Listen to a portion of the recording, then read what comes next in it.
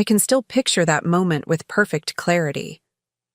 I was standing in our Manhattan showroom, arranging the newest luxury watch collection we'd just received, the one I'd spent 6 months negotiating exclusive regional rights for. The spring. Sunlight filtered through the glass storefront, catching on the diamonds of our centerpiece timepiece, when Jordan Wallace, who'd been appointed CEO just 3 weeks earlier, walked in with security. Before we jump back in, tell us where you're tuning in from, and if this story touches you, make sure you're subscribed, because tomorrow I've saved something extra special for you. He didn't acknowledge the record sales numbers from the previous quarter displayed proudly on the wall behind me, numbers I had personally driven. He didn't mention the industry award ceremony we'd attended just last weekend, where I'd accepted the Sales Director of the Year on behalf of Monarch Luxury Group. He just glanced at his watch, ironically, one I'd helped him select as a gift, for his father Owen, the company founder, and said, "Effie, we're restructuring the sales department. Today is your last day. 8 years of my life. 8 years of building client relationships, developing our sales strategy, training every single representative who now occupied our 5 showrooms across the East Coast. All dismissed with a 15-second speech delivered with less emotion than a weather report."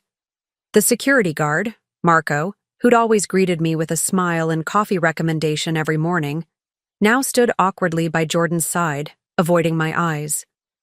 I realized he was there to escort me out, as if I might steal something or cause a scene after devoting nearly a decade of my life to Monarch. "Is this a joke?" I asked, my voice steady despite the earthquake happening inside my chest. The showroom was empty of customers. Jordan had timed this ambush during our Tuesday morning lull, of course.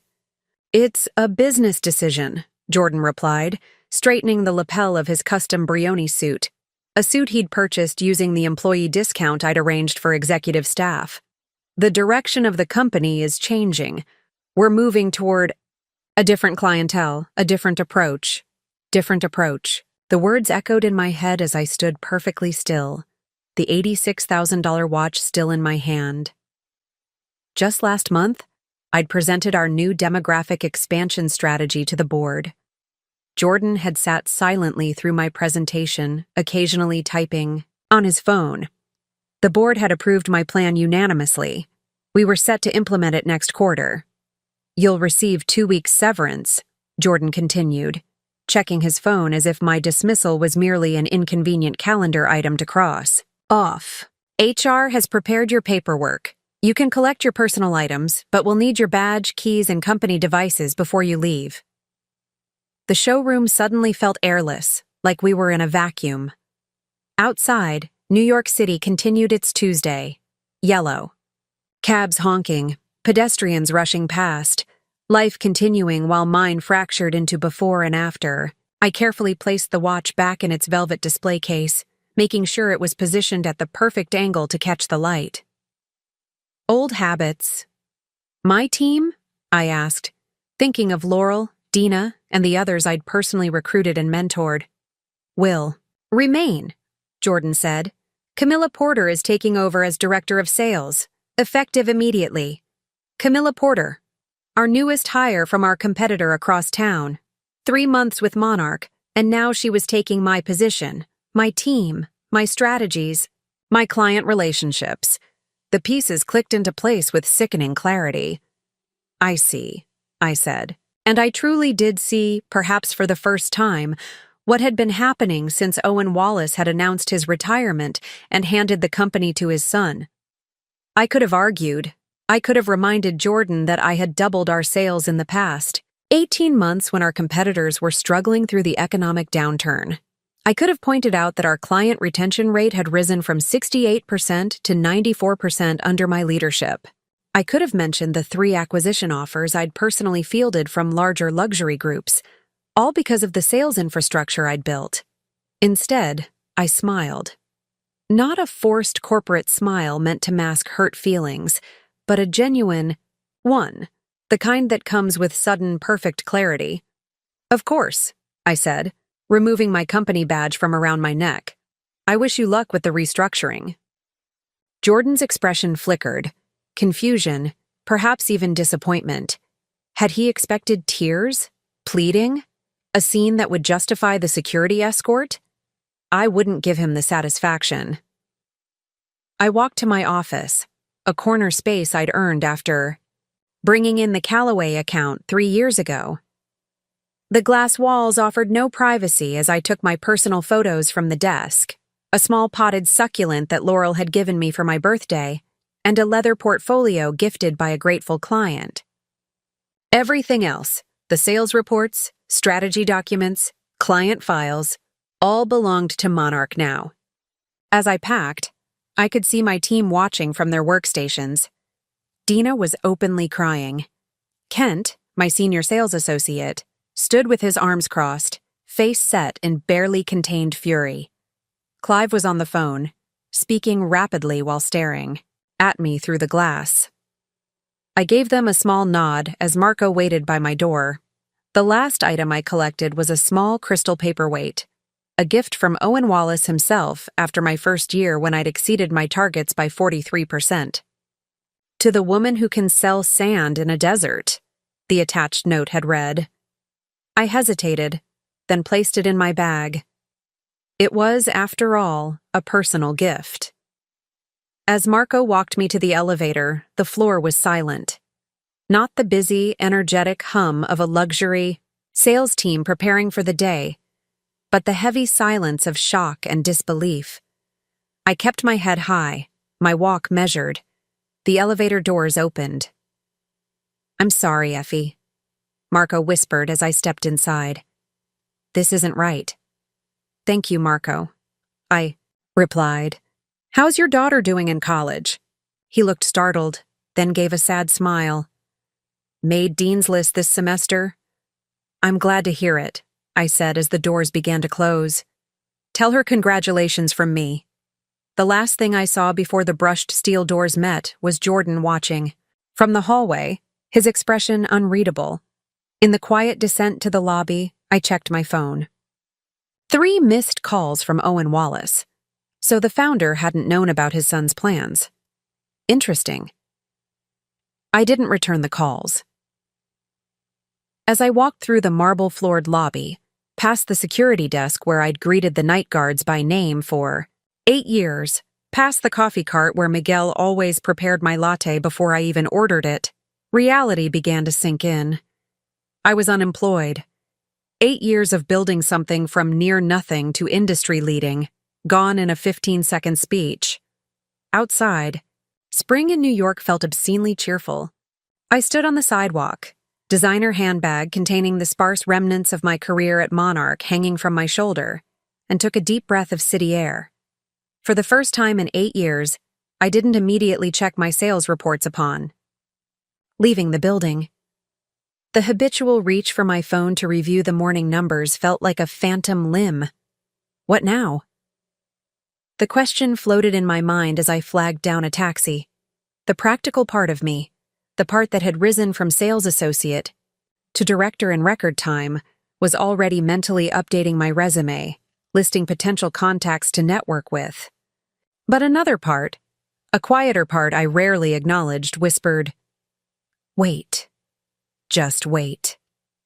As the taxi pulled away from the curb, I didn't look back at the gleaming Monarch building with its iconic crown logo illuminated against the Manhattan skyline. I didn't need to. I knew its every detail, every corner, every flaw hidden beneath the polished surface. What I didn't know yet was that in exactly 72 hours, Jordan Wallace would be calling me, panic evident in his voice, begging me to return.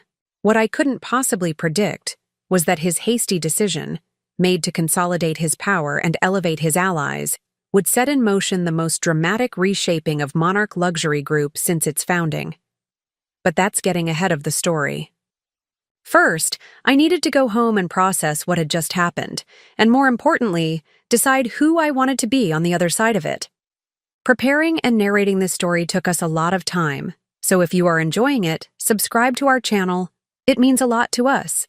Now back to the story. The taxi ride home felt surreal. 8 years at Monarch Luxury Group, gone in an instant. As we crawled through midtown traffic, my mind replayed the journey that had led me to this moment. I joined Monarch when it was barely surviving. Owen Wallace had built the company 20 years earlier with a vision of bringing European craftsmanship to American luxury retail, but by the time I arrived, that vision had blurred. Monarch operated just 2 locations then, the Manhattan flagship and a struggling boutique in Boston. Sales were stagnant. The company had lost its identity among bigger competitors. My interview with Owen had been unconventional. Instead of the standard questions about my experience selling for Barnett & Reed, a mid-tier competitor, he'd walked me through the showroom and asked what I would change. Everything, I'd replied honestly. Your displays emphasize quantity over quality. Your lighting doesn't showcase the craftsmanship. Your sales team is approaching customers with rehearsed pitches instead of building relationships. I expected to be thanked for my time and shown the door. Instead, Owen had smiled, the kind of smile that transformed his serious face into something boyish and excited. Finally, he'd said. Someone who sees it.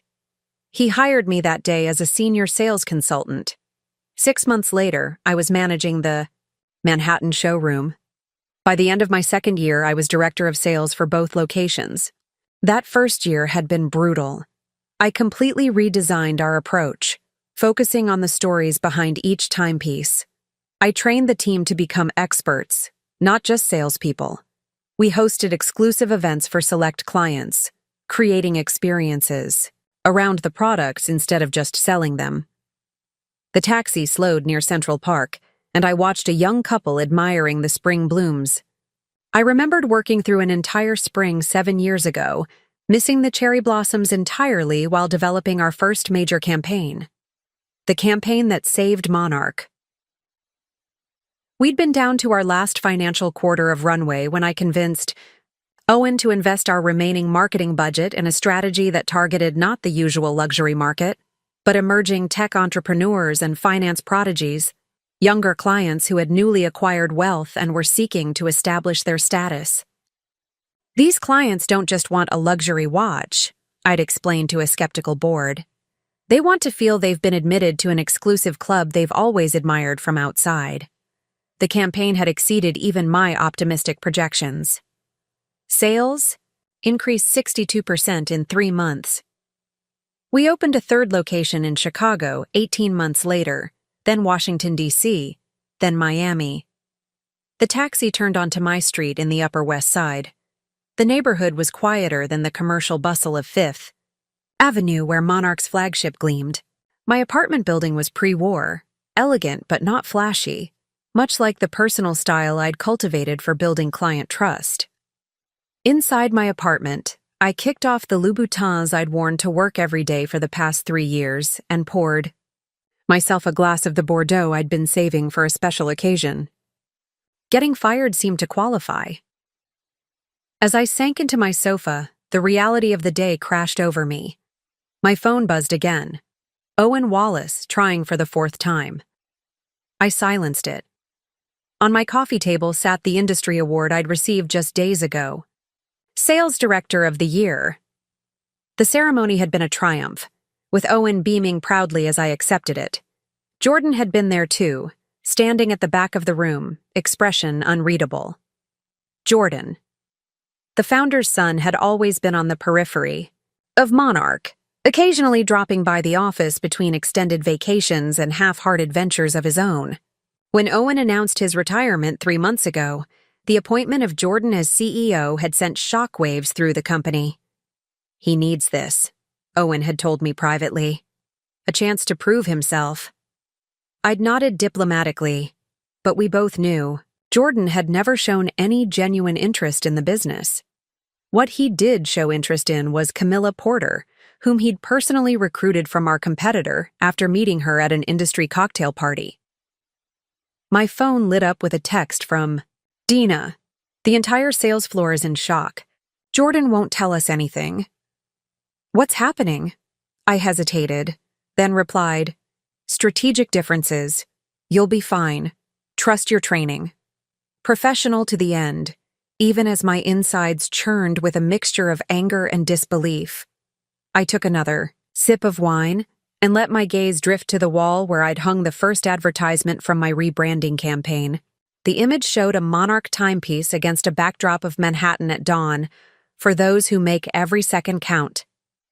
The tagline had become our company identity. More messages flooded in. From Kent.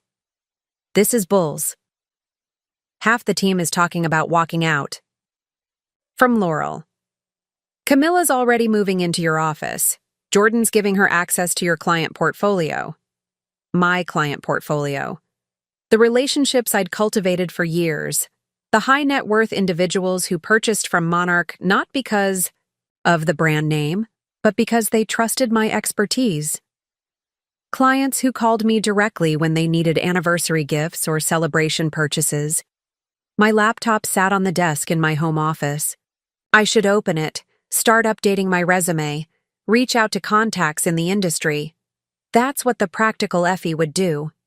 Instead, I found myself walking to the window, looking out at the city I'd conquered one luxury sale at a time.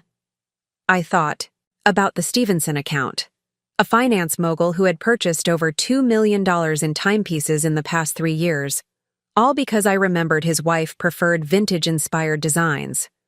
I thought about the Anderson family, who came to me for graduation gifts, anniversary presents, milestone markers, all chosen with the personal attention I gave each selection.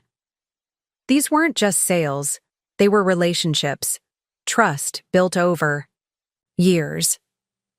My phone buzzed again, this time a name I didn't expect, Michael Barrett, Owen Wallace's longtime friend and Monarch's legal counsel. The message was brief. Need to speak with you. Urgent. Call when you can. Michael had been with Monarch since its founding. He'd drawn up my employment contract, handled our expansion paperwork, negotiated our exclusive distribution agreements with European watchmakers. Why would Monarch's lawyer be contacting me hours after my termination? The practical part of my brain cautioned me not to respond. The curious part, the part that had seen an opportunity in a failing luxury brand 8 years ago, reached for the phone. Michael, this is unexpected, I said when he answered. His voice was low, tense. Effie, did you ever read your employment contract? The full contract, including the appendices Owen added when you became director?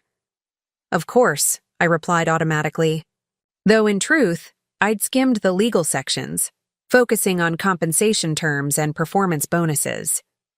I don't think you did, Michael said, and something in his tone made me sit straighter. Because if you had, you'd know about the client protection clause Owen insisted on adding. Client protection clause? Section 12B, paragraph 3, Michael recited from memory. In recognition of Director Harris's unique client relationships and their value to Monarch Luxury Group, any termination of employment must include a 60-day transition period for client accounts valued at over $250,000 annually, during which Director Harris retains signatory authority for client transactions. I blinked, trying to process his words. In plain English, Michael continued, Jordan can't fire you effective immediately. Not without risking our relationships with our highest value clients. Not without breaching your contract. For the first time since Jordan had uttered those words in the showroom, I felt something shift inside me. Not hope exactly, but something adjacent to it. Why are you telling me this, Michael? There was a pause before he answered. Because Owen doesn't know what his son did today, and by the time he finds out, it might be too late to fix. After hanging up with Michael, I sat motionless in my living room, the implications of his words slowly crystallizing in my mind. I had legal grounds to challenge my termination. I had leverage. But did I want to use it? My phone continued to light up with messages from team members, industry colleagues who'd somehow already heard the news, and even a few clients who had my personal number. I silenced them all. I needed clarity before I responded to anyone. Pulled out my laptop and searched through my files for the employment contract Michael had mentioned. There it was. A 24-page document I'd signed 3 years ago when I officially became director of sales. I scrolled to section 12B and read the clause for myself. Michael hadn't exaggerated. The language was clear. I was entitled to a 60-day transition period for our high-value client accounts, with full signatory authority during that time. Jordan had breached my contract with his immediate termination. Thought lawyer and Michael would see this as a straightforward case of contract enforcement. The businessman in Owen would recognize it as protection for valuable client relationships. But for me, the question was more complex. What did I want? I could march back into Monarch tomorrow morning, contract in hand, and demand reinstatement. For the transition period, I could watch Jordan squirm as he was forced to walk back his public dismissal of me. I could savor the momentary victory. But at what cost? A toxic work environment for 60 days? Awkward client meetings where everyone knew I was on my way out? A damaged professional reputation in an industry where relationships were everything? No. If there was one thing I'd learned in 8 years of luxury sales, it was that desperation never closed a deal. Confidence did. Patience did. Strategy did. I closed my laptop without sending a single email. Instead, I poured another glass of wine, drew a bath, and allowed myself one evening to process everything that had happened. Tomorrow would be soon enough to decide my next move. The following morning, I woke to sunlight streaming through my bedroom window. For the first time in 8 years, I didn't immediately check my sales reports or respond to overnight client emails from international time zones. I made coffee, real coffee that I savored instead of gulping down between calls. I took a long shower, dressed in casual clothes, and walked to the bakery around the corner, something I'd never had time to do on a weekday before. By 10 a.m., my phone had accumulated 37 missed calls and 56 text messages. I scrolled through them while sitting on a park bench, the spring sun warm on my face. Several were from Owen Wallace, his messages growing increasingly concerned. "Effie, please call me. We need to talk about what happened. This isn't what I wanted." Jordan had called twice, leaving terse voicemails.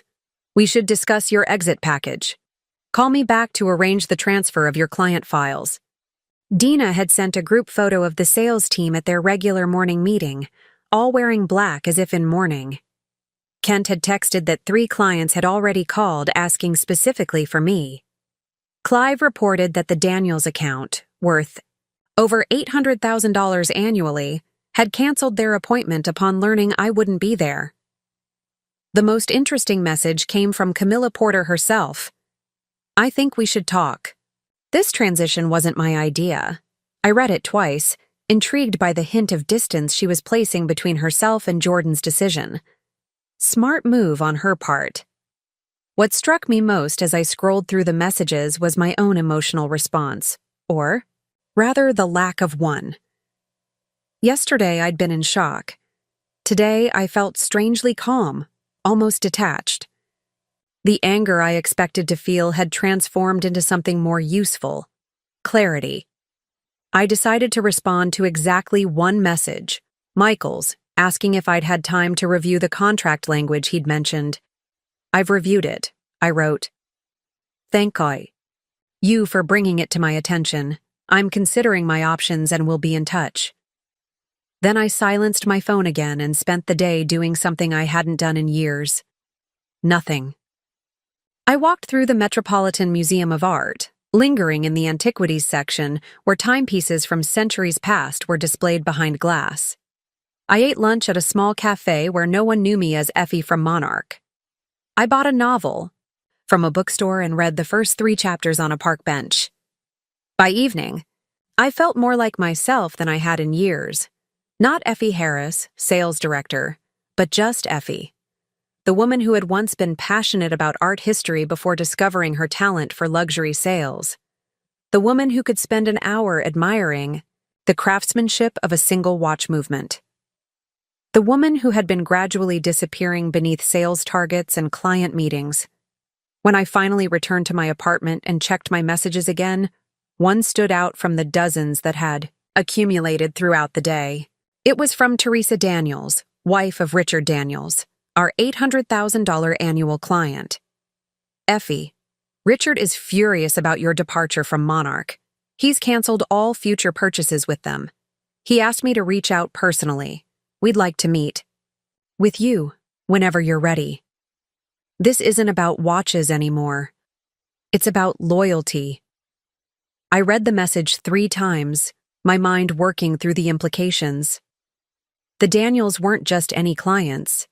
They were influencers in their social circle, the kind of people whose purchasing decisions were watched and emulated by others. If they were publicly withdrawing their business from Monarch. For the first time since Jordan had fired me, I smiled.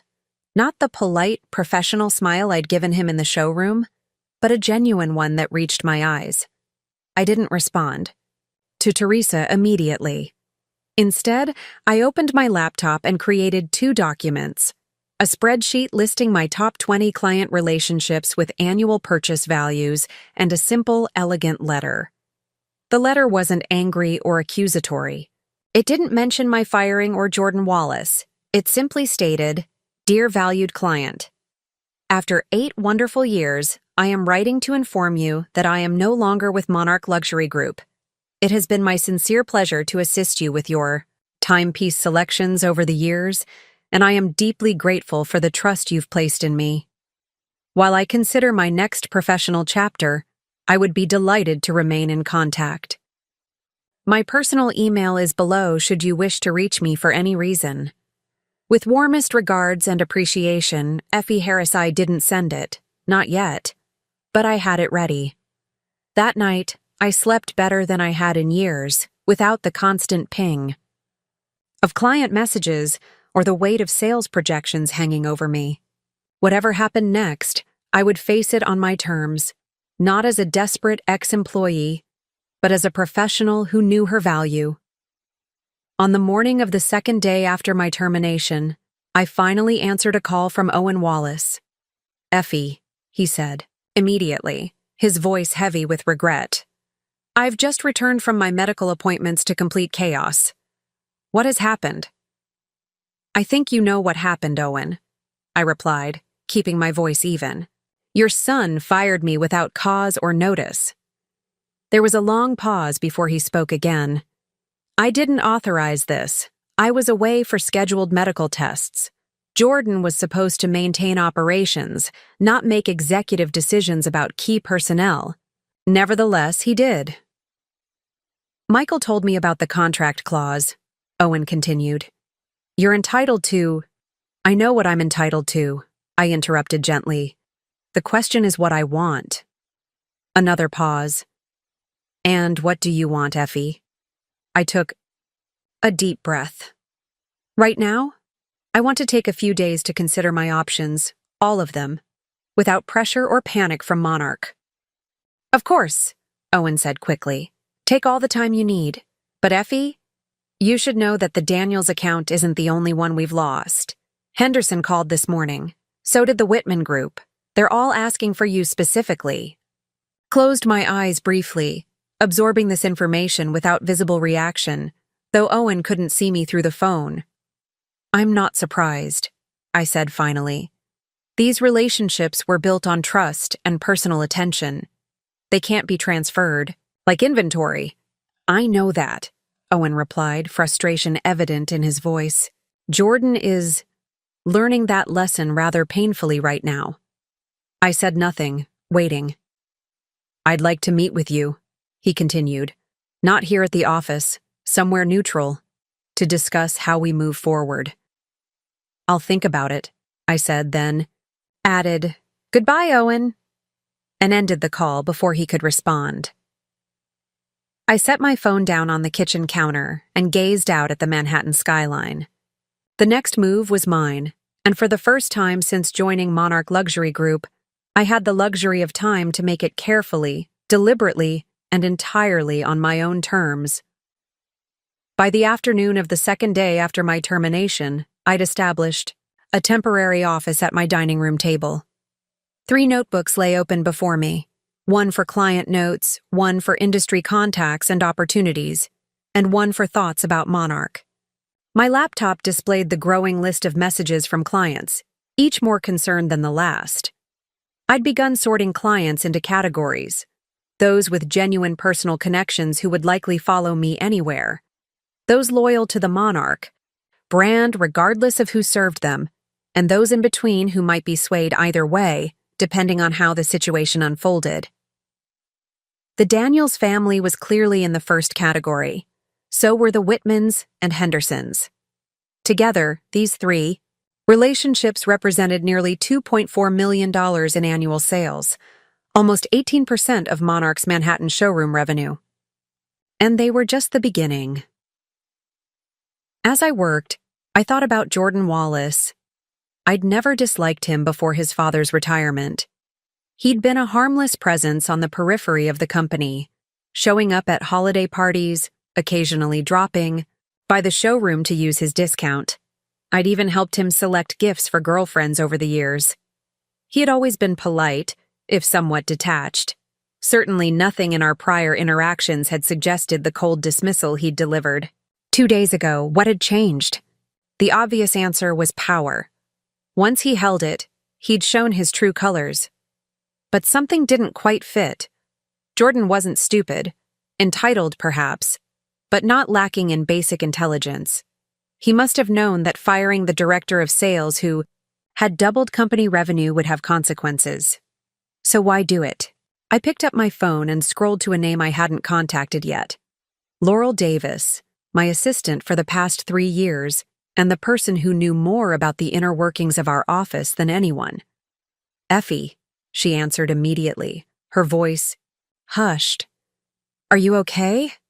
I've been so worried. I'm fine, Laurel, I replied. Just processing everything. Can you talk? Give me a minute. I heard shuffling, a door closing.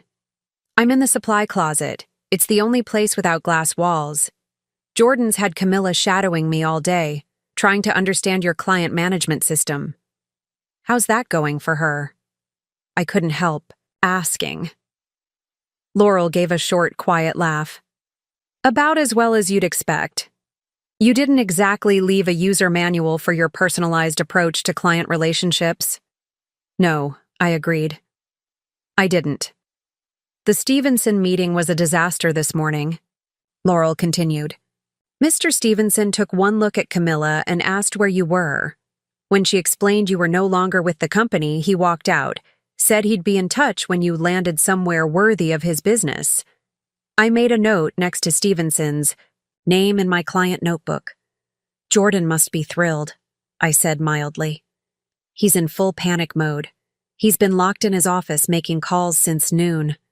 The board is meeting tomorrow morning. She paused.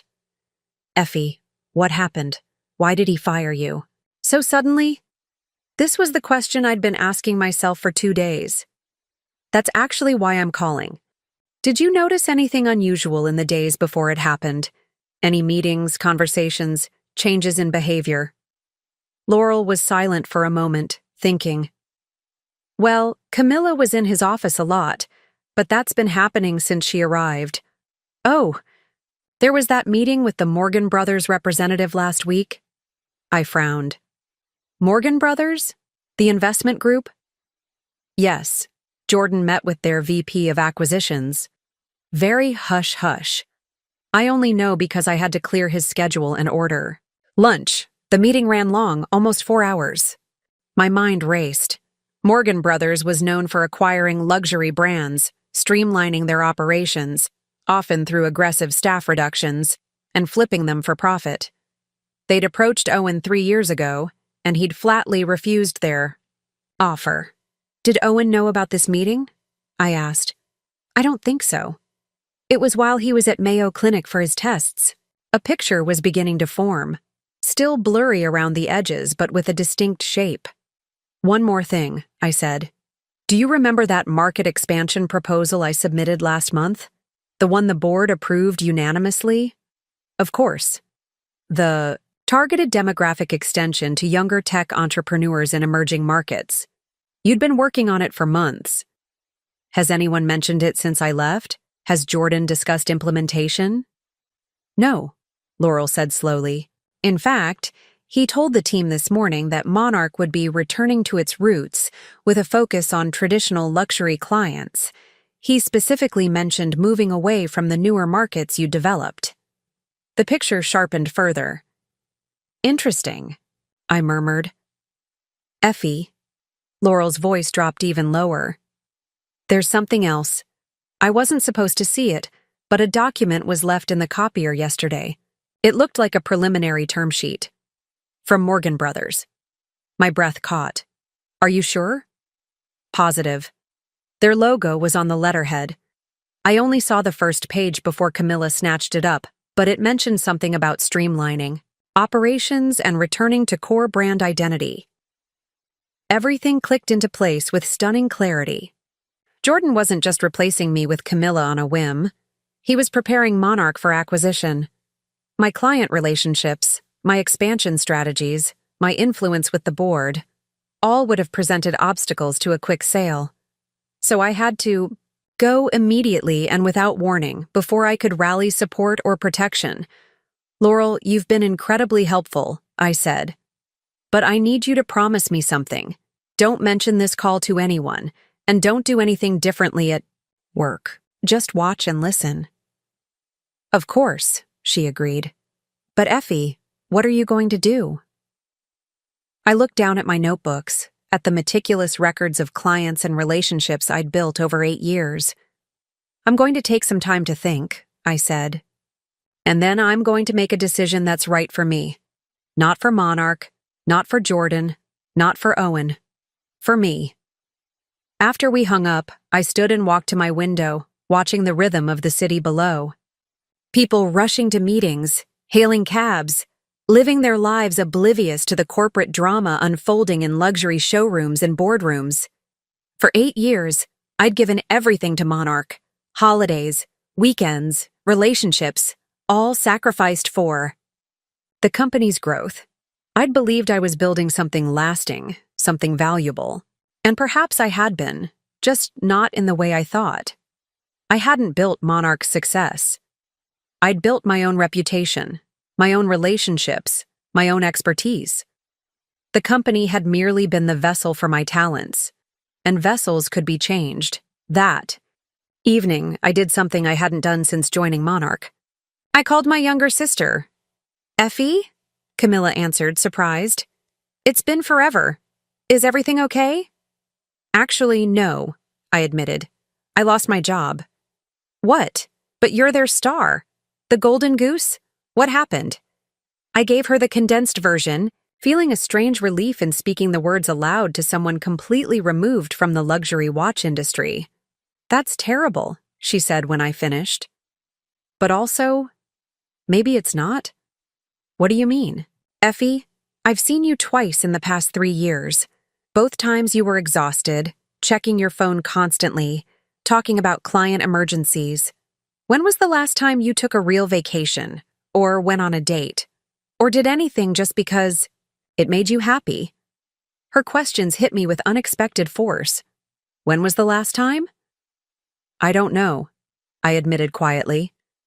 Maybe this is an opportunity, she suggested, to figure out what you actually want, not what Monarch wants from you.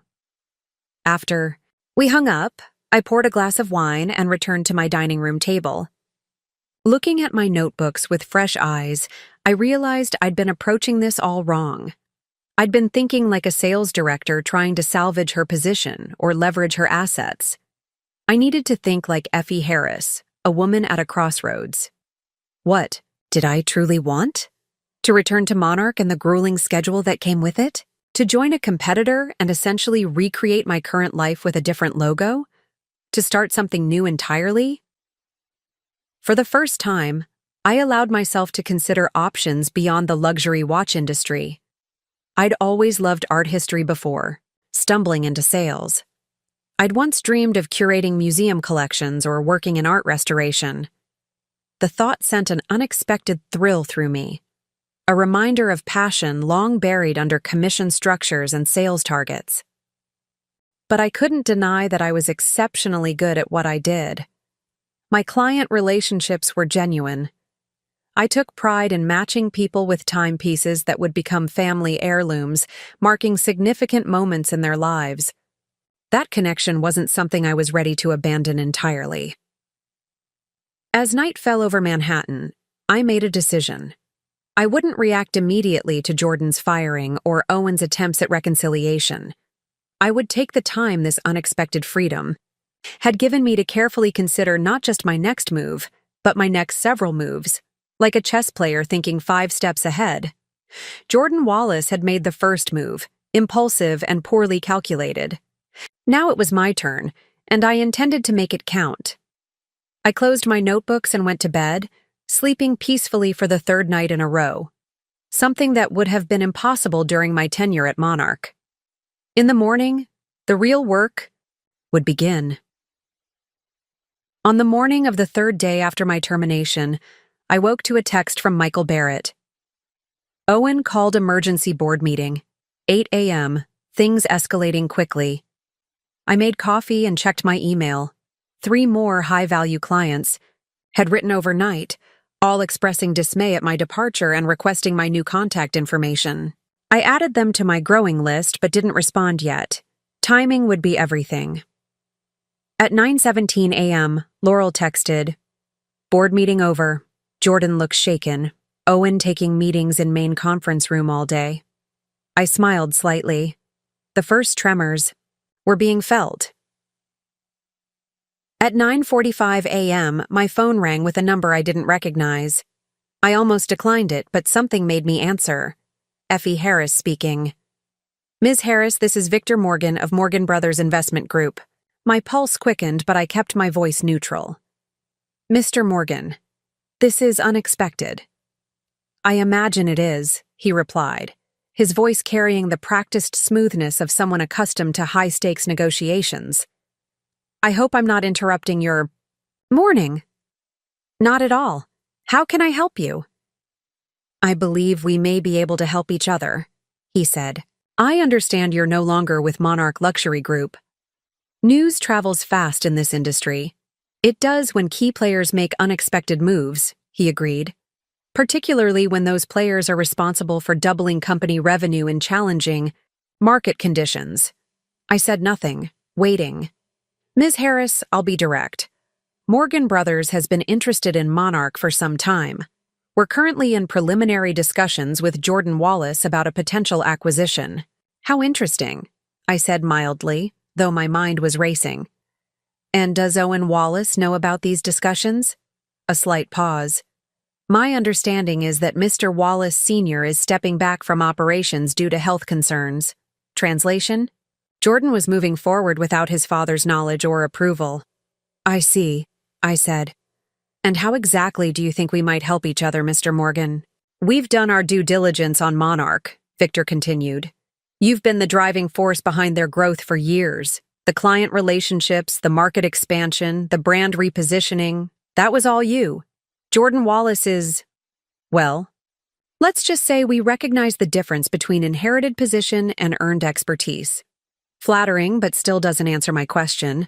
He chuckled. "Direct. I appreciate that. Here's my proposal. Morgan Brothers would like to offer you a position post-acquisition, Director of Client Relations for our entire luxury portfolio. Full autonomy, substantial equity package, and a salary significantly higher than what Monarch was paying you." I raised an eyebrow, though he couldn't see it. The offer was tempting. Better title, more money, broader responsibilities. But something felt off. That's a generous offer, especially for someone who's been unemployed for less than 72 hours, I said carefully. But it raises an obvious question. If you value my contribution to Monarch so highly, why approach me after Jordan fired me? Why not before? Another pause, longer this time. Let's just say the timing has proven convenient for all parties. And there it was. The missing piece snapped into place with perfect clarity. "I see," I said. my voice cooling several degrees. Jordan didn't fire me impulsively, did he? This was coordinated. You wanted my client relationships but not my potential opposition to the acquisition, so you had Jordan remove me from the equation, planning to rehire me after the deal closed. Once. I had no power to influence the terms or protect the company. Ms. Harris, business acquisitions are complex. Yes, they are, I interrupted. But some things are actually quite simple, like integrity and loyalty, and the fact that client relationships in luxury retail are built on trust, not corporate. Maneuvering. Perhaps we've gotten off on the wrong foot, Victor said, his smoothness slightly strained now. Why don't we meet in person to discuss? I don't think that will be necessary, I replied, but I appreciate the clarity your call has provided.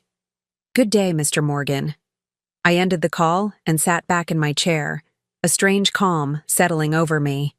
The full picture was now crystal clear. Jordan hadn't acted alone.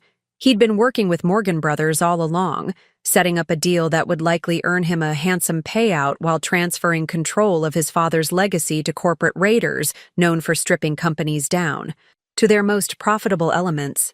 My firing wasn't personal. It was tactical.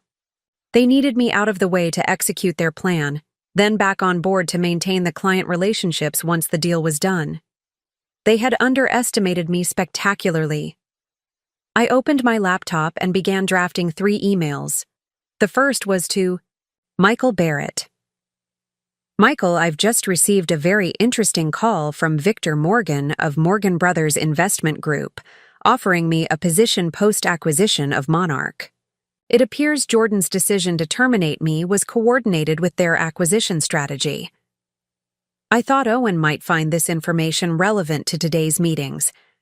I'm also formally notifying you that I intend to exercise my rights under Section 12B of my employment contract, effective immediately.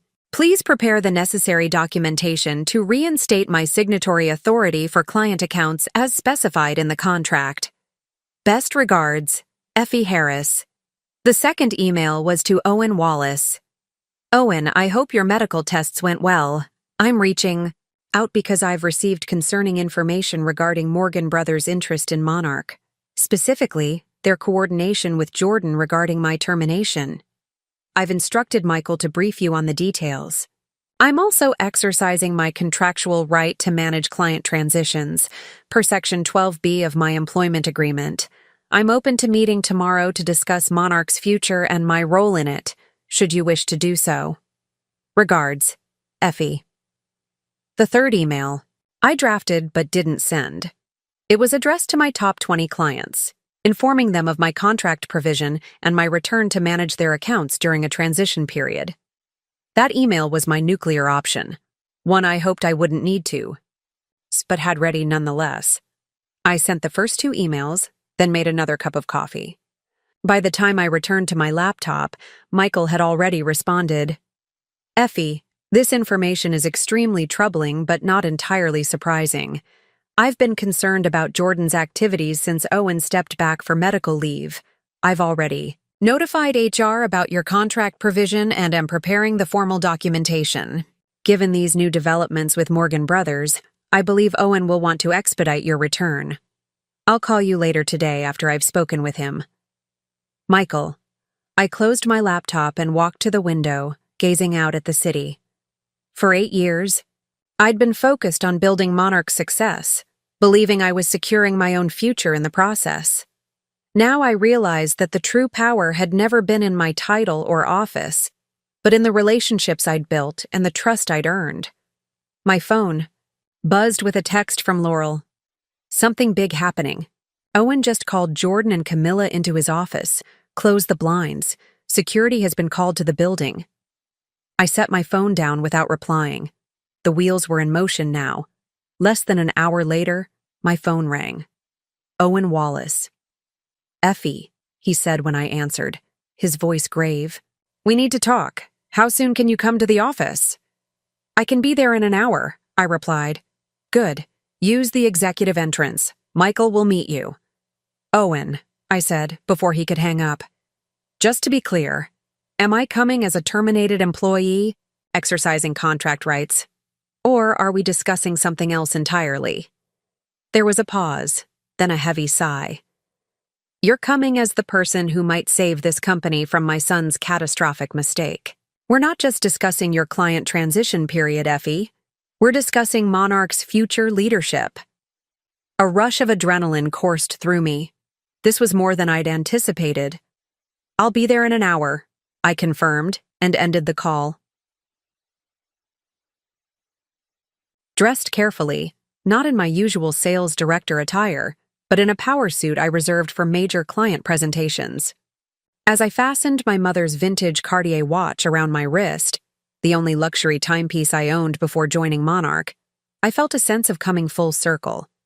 3 days ago, Jordan Wallace had fired me, believing he was clearing an obstacle from his path. He couldn't have known that in doing so, he had triggered a sequence of events that would lead not only to his own downfall, but to my greatest opportunity. Sometimes, being underestimated is the greatest advantage of all. As my taxi approached the Monarch building, I noticed something unusual. A black SUV with tinted windows idling near the executive entrance, driver at the ready. Security personnel stood at attention nearby, more visible than normal. Whatever was happening inside had escalated beyond a simple personnel dispute. Michael Barrett was waiting for me at the private entrance as promised, his normally composed demeanor showing cracks of tension. Effie, he said, extending his hand. Thank you for coming so quickly. Your message made it sound urgent, I replied, shaking his hand firmly.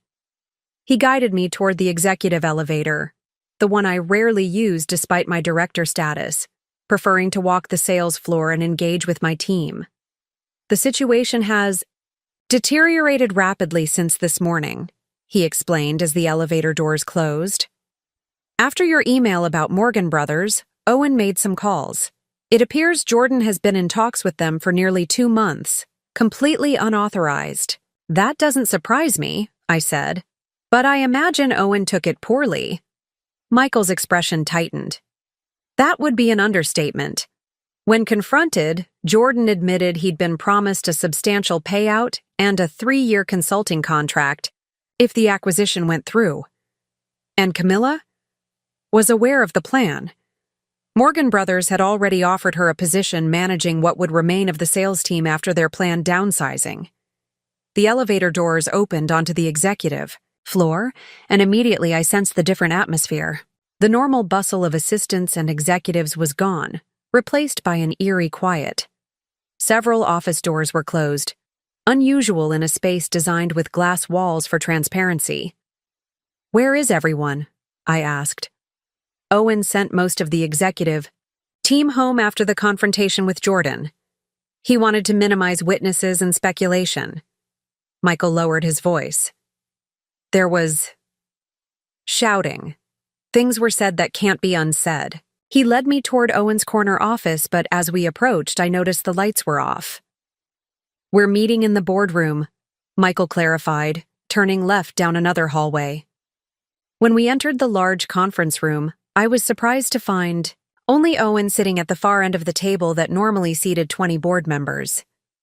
He looked older than when I'd last seen him a week ago, his shoulders slightly hunched, his normally immaculate silver hair slightly disheveled. Effie, he said, rising to greet me. Thank you for coming. I took the seat he indicated to his right, the position typically reserved for the most senior executive present. Michael sat across from me. I take it Jordan won't be joining us, I observed. Owen's expression hardened. Jordan has been suspended from all company activities, effective immediately. His access to our systems, buildings, and accounts has been revoked. I raised an eyebrow. That's a significant step. Conspiring to sell your father's company to corporate raiders known for dismantling legacy brands deserves a significant response, Owen replied, his voice tight with controlled anger, especially when it involves firing the person most responsible for the company's current success as part of the scheme. He pushed a folder across the table toward me. Your reinstatement paperwork, as required by your contract. Michael has prepared everything. I opened the folder but didn't immediately sign the documents inside. Before we proceed, I'd like to understand exactly what you're proposing, Owen. Michael mentioned something about discussing Monarch's future leadership. Owen exchanged a glance with Michael, then nodded. I've spent the past 3 hours considering Monarch's options. Morgan Brothers has made it clear they won't back down easily. They've already approached 3 of our board members with incentives to support the acquisition. They move quickly, I noted. Vultures usually do, Owen replied grimly. I built this company to be a legacy, not to be stripped for parts by investment bankers. But after today, I'm forced to acknowledge that my succession plan was catastrophically flawed. I didn't contradict him. I need someone I can trust, he continued. Someone who understands luxury retail, who's proven they can grow this business, who has the respect of our team and our clients. He met my gaze directly. I'm offering you the position of Chief Executive Officer of Monarch Luxury Group. Though I'd suspected this might be coming after Owen's phone call, hearing the words spoken aloud still sent a jolt through me. CEO, not just reinstatement to my former position, but elevation to the highest role in the company.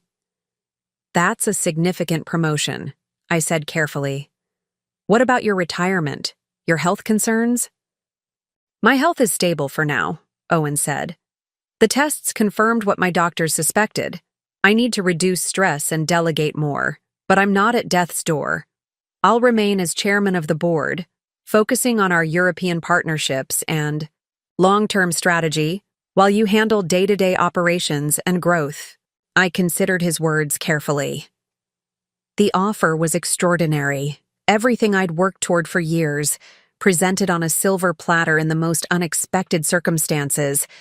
But I wasn't going to repeat Jordan's mistake of acting impulsively from a position of temporary power. And the board? I asked. Will they support this decision, particularly with Morgan Brothers pressuring them? Owen smiled for the first time since I'd arrived.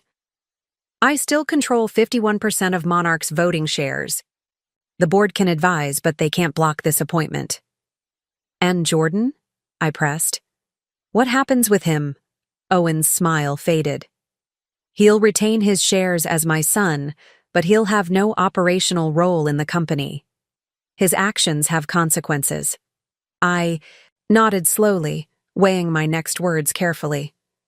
I appreciate your confidence in me, Owen. But before I accept, I need to be clear about my conditions. If he was surprised by my response, he didn't show it. I'm listening. First, I want complete autonomy to reshape the executive team as needed. No sacred cows, no protected positions. Agreed, Owen said without hesitation. Second, I want equity in the company. 5% vested immediately, with an additional 5% vesting over 3 years. Michael's eyebrows shot up, but Owen simply nodded. We can make that work. Third, I want to establish an employee ownership program, starting with the sales team. The people who build this company should share in its success. Owen considered this longer. That's more complex, but not unreasonable. Michael can draft something for board approval. I took a deep breath. Finally, I want your word, your personal guarantee that you won't undermine my decisions or second-guess my strategy, even if it differs from your vision for Monarch. If I'm going to lead this company, I need to truly lead it. The room fell silent as Owen studied me, his expression unreadable. After what felt like minutes but was likely only seconds, he extended his hand across the table. You have my word, he said firmly. Monarch is yours to lead. I looked at his outstretched hand, thinking of all that had transpired in the past 3 days. The humiliation of being fired, the shock of discovering the conspiracy between Jordan and Morgan Brothers, the unexpected opportunity now before me. I thought of my sister's questions about my life beyond work, about vacations not taken and relationships not pursued. I thought of the clients who had immediately withdrawn their business upon learning of my departure, demonstrating loyalty I hadn't fully appreciated until now. Most of all, I thought about power. Not just the formal authority of a title, but the true power that comes from knowing your worth and refusing to accept anything less. 3 days ago, Jordan Wallace had looked at me like I was expendable. Today, his father was offering me control of the entire company. I reached across the table and shook Owen's hand. Then we have a deal. Michael visibly relaxed, relief washing over his features. I'll announce your appointment to the executive team immediately, Owen said, and to the board this evening. No, I said, surprising both men. Not yet. Owen frowned. Why wait? We need to stabilize the company, reassure our team, and we will, I assured him. But Morgan Brothers is still circling, and 3 board members are already compromised. Right now, they believe they've successfully removed me as an obstacle. That's an advantage I'd like to maintain for at least 24 hours. Understanding dawned on Owen's face. You want to counter their move before they know you're back? Exactly, I said, a plan already forming in my mind. Here's what we're going to do. As I outlined my strategy for thwarting Morgan Brothers and securing Monarch's independence, I felt a sense of clarity and purpose I hadn't experienced in years. The power I now held wasn't just in the CEO title I would soon assume, but in the relationships I'd built, the expertise I'd developed, and the loyalty I'd earned, all of which Jordan and Morgan Brothers had fatally underestimated. They had seen me as merely a sales director, a disposable cog in their acquisition machinery. They were about to discover how wrong they had been. Sometimes the person you dismiss without a second thought becomes the architect of your undoing. Jordan Wallace was about to learn that lesson the hard way. News travels quickly in luxury retail circles. By the time I left Monarch's headquarters that afternoon, exiting through a service entrance to maintain the illusion of my continued separation from the company, the industry grapevine was already buzzing with rumors. As I settled into a cafe several blocks away, my phone vibrated constantly with messages from colleagues, competitors, and clients. I responded selectively, careful not to reveal my new arrangement with Owen. For the next 24 hours, strategic ambiguity would be our greatest asset. A text from Laurel caught my attention. Something huge happening.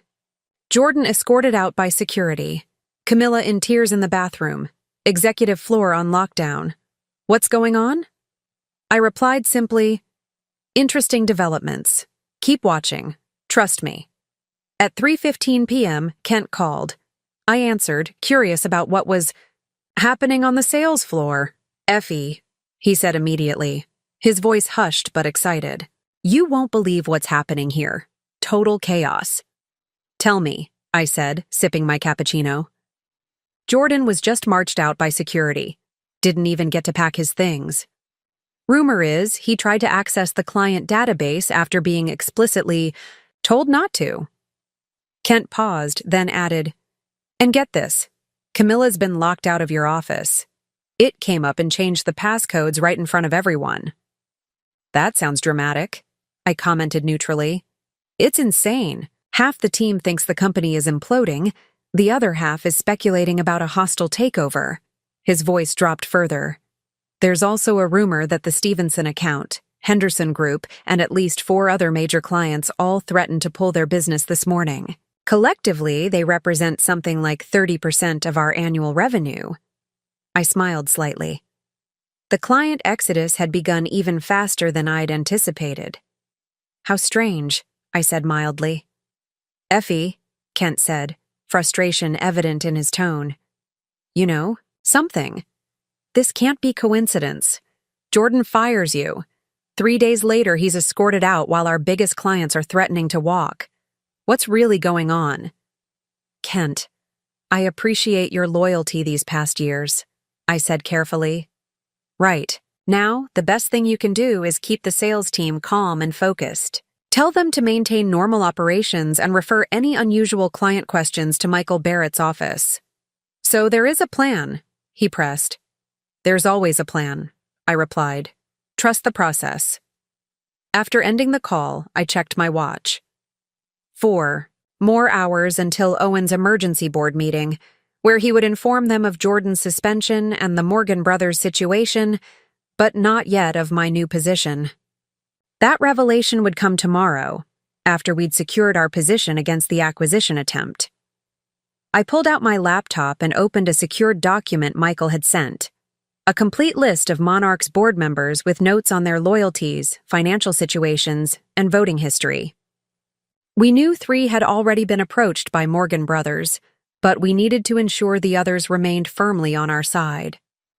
I began drafting personalized messages to each board member from my personal email address, ostensibly reaching out, as Monarch's former sales director concerned about client reactions to my departure, but actually laying groundwork for tomorrow's announcement.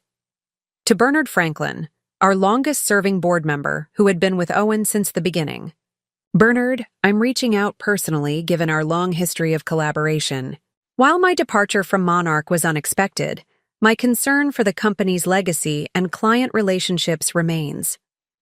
I've received numerous calls from concerned clients, and I believe maintaining stability is paramount right now.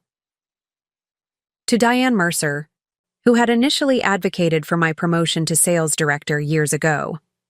Diane, I valued your mentorship during my years at Monarch and hope I can speak candidly.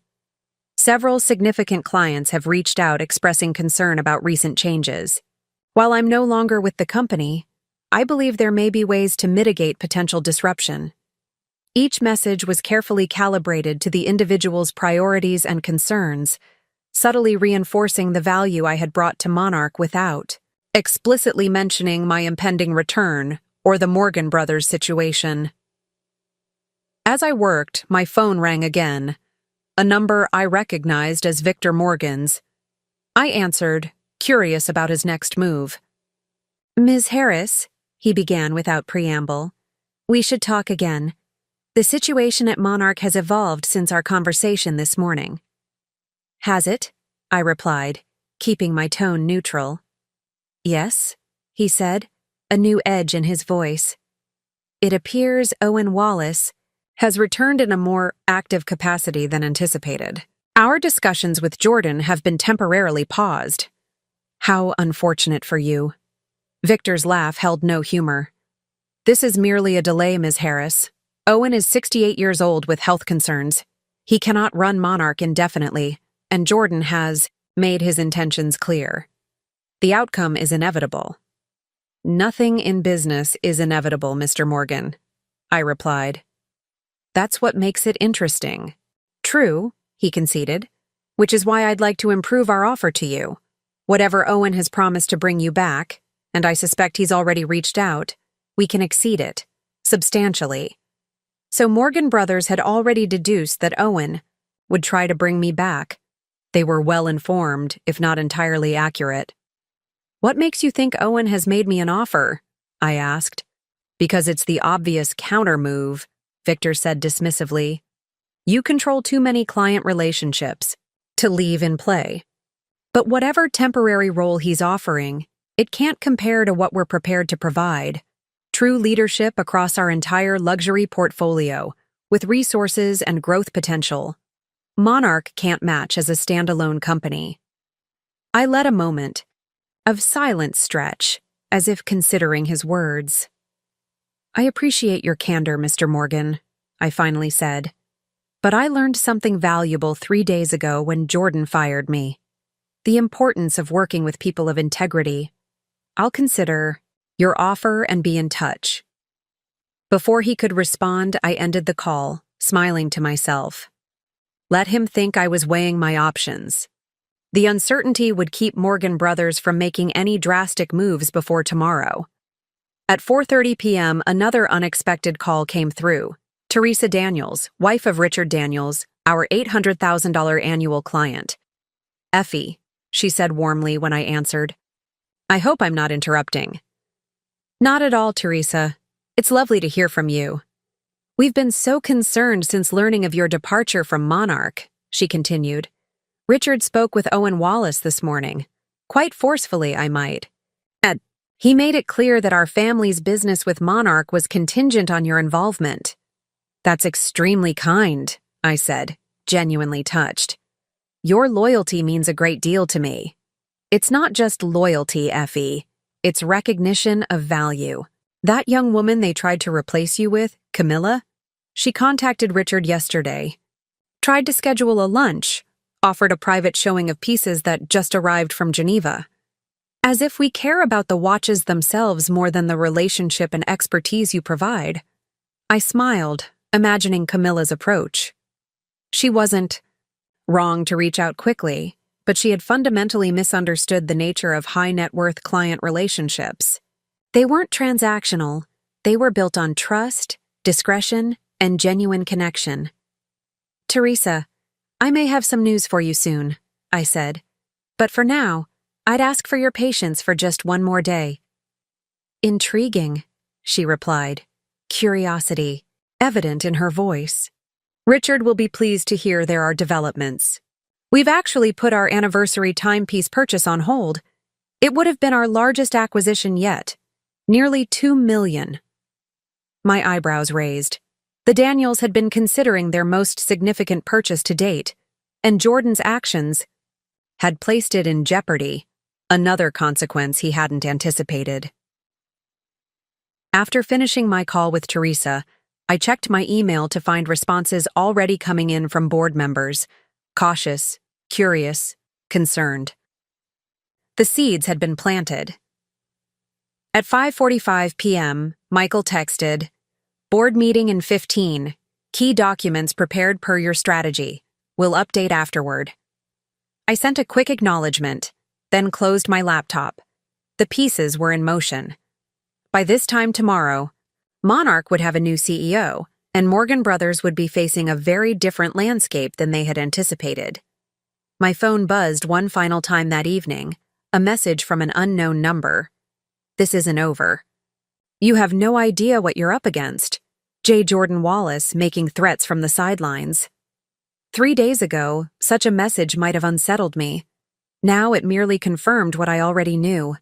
Jordan had badly miscalculated, not just by firing me, but by underestimating what would happen next. I didn't bother responding. Tomorrow would speak for itself. The following morning, day 4 since my termination, I woke early, my mind already racing with the day's critical tasks. Today was the day everything would change officially, though the transformation had been underway since Jordan's ill-fated decision to fire me. I was preparing my morning coffee when my doorbell rang unexpectedly. It was just past 7 a.m., too early for casual visitors. Through the peephole, I saw Laurel standing in the hallway, looking anxious but determined. "Laurel," I said, opening the door in surprise. "How did you know where I live?" "HR files," she admitted, stepping inside when I gestured for her to enter. "I know I shouldn't have, but after everything that happened yesterday, I had to talk to you directly." I led her to my kitchen, offering coffee which she gratefully accepted. She looked exhausted, with dark circles under her eyes suggesting she hadn't slept much. "The office is imploding," she said without preamble, cupping the mug between her hands. After Jordan was escorted out, Camilla tried to take control of the sales team, but no one would listen to her. Kent basically told her to her face that she had no authority. Half the executive team didn't show up this morning. Rumor is they're meeting with headhunters. I nodded, listening carefully. This inside perspective was valuable, confirming that the power vacuum was developing exactly as Owen and I had anticipated. "What about client calls?" I asked. "That's the worst part," Laurel sighed. "The Stevensons canceled their spring collection order. That's over $400,000 gone. The Henderson Group sent a formal letter terminating their corporate account, effective immediately. Even smaller clients are calling hourly, asking specifically for you." She looked up at me. "Effie, what's really going on? Why did Jordan fire you, only to get thrown out himself 3 days later?" I studied her for a moment. Laurel had been my right hand for years, loyal and discreet. She deserved some insight, even if I couldn't reveal everything yet. Jordan was working with Morgan Brothers to sell Monarch, I explained. My client relationships and position with the board would have complicated their acquisition plan, so they removed me first. They didn't anticipate how quickly clients would react, or that Owen would return from medical leave and discover what was happening. Laurel's eyes widened. So the rumors about a takeover are true. Were true, I corrected. The situation is evolving. And what about you? She pressed.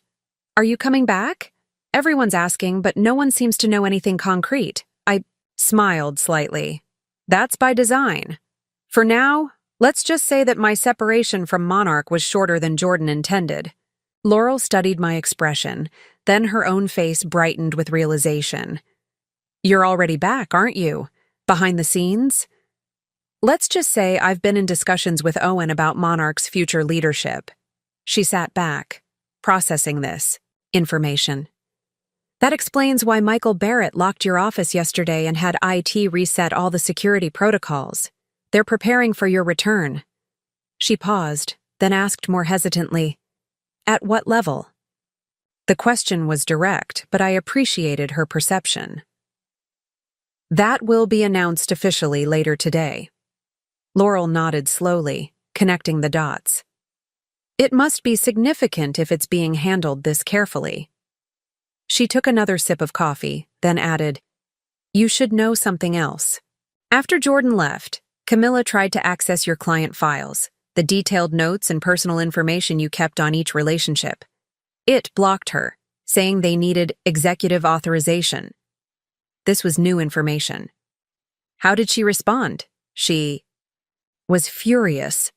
Said she had Jordan's authorization as the new sales director. But the IT manager, you know Damon, the one you helped when his mother was ill last year? He told her that Jordan's authorizations had been suspended, and she'd need approval from Owen or Michael Barrett. I made a mental note to thank Damon for his loyalty. Those client files contained years of personal details, children's names, spouses' preferences, anniversary dates, personal stories shared over private viewings. They were the backbone of my client relationships, far more valuable than any CRM data. What happened next? I asked. She called someone. I'm pretty sure it was someone at Morgan Brothers based on the conversation I overheard. Said there was unexpected resistance, and that the timeline might need adjustment. I nodded. Morgan Brothers was realizing their smooth acquisition was becoming increasingly complicated. There's one more thing, Laurel continued, her voice dropping slightly. Jordan has been calling board members. I know because he tried to have me set up a conference call from my desk phone yesterday after his access was revoked. When I refused, he didn't take it well. What did he say? I asked, keeping my tone neutral despite the surge of protectiveness I felt toward Laurel. That I was throwing away my career by choosing the losing side. That once Morgan Brothers took over, everyone associated with you would be cleared out. He said some other things too, about you specifically, that I won't repeat. I reached across the table and squeezed her hand briefly. Thank you for standing your ground. And for coming here this morning. This insight is incredibly valuable. She smiled, looking relieved. So what happens now? Now, I said, glancing. At my watch, I need to prepare for a meeting that will determine Monarch's future, and you need to return to the office as if nothing unusual has happened. You want me to be your eyes and ears, she deduced. For just a few more hours, I confirmed. By this afternoon, everything will be different. As Laurel prepared to leave, she paused at the door. Everyone misses you, she said simply. The place doesn't work without you. Whatever's happening with Morgan Brothers, with Jordan, with Owen, the team is with you. You should know that. After she left, I sat with her words, feeling an unexpected emotion welling up. Beyond the strategic maneuvering, beyond the corporate chess match with Morgan Brothers, there was something profoundly validating about knowing the team's loyalty remained with me. Not because of my title or authority, but because of the culture and relationships we'd built together over years. I finished my coffee, reflecting on everything Laurel had shared. Jordan was growing desperate. Camilla was discovering her position was more tenuous than promised, and Morgan Brothers was realizing their straightforward acquisition had become considerably more complex. Perfect. Everything was unfolding exactly as I had hoped. My phone rang. Michael Barrett calling with an update. The board meeting last night went exactly as we anticipated, he reported. Once Owen revealed Jordan's unauthorized negotiations with Morgan Brothers, the board voted unanimously to support his suspension. Even the 3 members Morgan had approached back to Owen once they understood the full situation. And the CEO announcement? I asked. On the agenda for 2 p.m. today. The paperwork is prepared, the compensation committee has approved your terms, and Owen has personally spoken with each board member to secure their support. It's happening, Effie. I thanked him and ended the call, then walked to my closet to select my outfit for the day. Not just any outfit, the one I would wear for my first official appearance as CEO of Monarch Luxury Group. I selected a precisely tailored black suit I'd purchased in Milan 2 years ago, but had never worn. I'd been saving it for a truly significant occasion, paired with a simple cream silk blouse and the vintage Cartier watch that had been my first introduction to the world of luxury timepieces. It conveyed exactly the image I wanted. Confident, sophisticated, uncompromising. As I dressed, my phone buzzed with a text from Owen. Car will pick you up at 1:30. Everything is ready. In 3 hours, I would officially become CEO of the company that had fired me just 4 days ago. The irony wasn't lost on me, but this wasn't about irony or even vindication.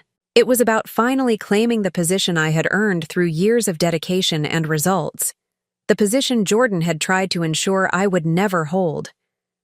Sometimes the most powerful moves in business come not from aggression, but from patience. From allowing your opponents to underestimate you until the moment it's too late for them to correct their mistake. Jordan Wallace had made that mistake when he fired me, believing I would simply disappear. Today, he would learn just how catastrophic that miscalculation had been. As the appointed time approached, I reviewed the notes I'd prepared for my first official acts as CEO. These weren't just administrative decisions, but strategic moves that would define my leadership from day one.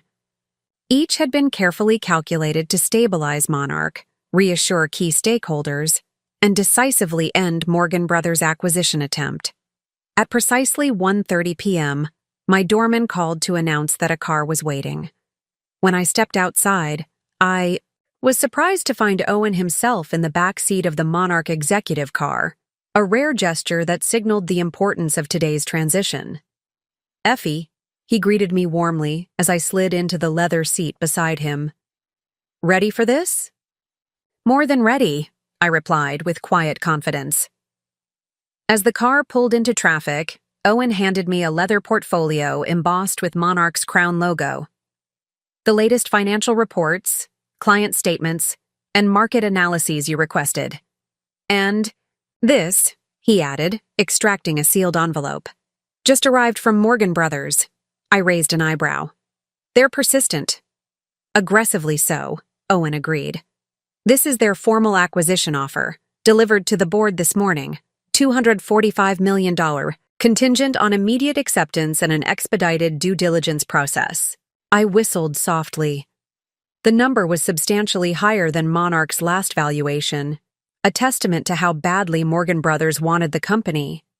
They're trying to preempt our countermoves, I observed, opening the envelope to review the terms. Interesting timing. They sensed the momentum shifting, Owen said. Victor Morgan called me personally this morning, said they were prepared to respect my legacy while modernizing operations for the digital era. Standard acquisition language, I noted. Respectful platitudes followed by systematic dismantling. Owen nodded grimly. They also mentioned having a substantial offer extended to you to join their executive team post-acquisition. Victor seemed quite confident you'd accept once you saw their terms. I smiled slightly. He called yesterday with essentially the same pitch. Seems to believe everyone has a price. Don't they? Owen asked, studying me with genuine curiosity. Not a price that can be measured in dollars or titles, I replied. Some things matter more. The rest of the ride passed in comfortable silence as I reviewed the financial materials. Despite the client exodus triggered by my firing, Monarch's fundamentals remained strong. The growth strategies I'd implemented over the past 3 years had built resilience into the business model, diversifying our revenue streams beyond just the ultra-high net worth individuals Jordan had wanted to focus on exclusively. When we arrived at Monarch headquarters, we entered through the executive entrance, the same door I'd used yesterday, but under very different circumstances. This time, there was no secrecy. Michael Barrett waited inside, accompanied by Diane Mercer, the board member who had been my early champion. The board is assembled, Michael informed us. All 12 members present, either in person or via secure video conference. And the executive team? I asked. Waiting in the main conference room as requested, Diane replied. There's quite a buzz in the building. Word has spread that a major announcement is coming. I nodded. Good. Has Jordan made any further contact with board members? Michael's expression tightened. He tried.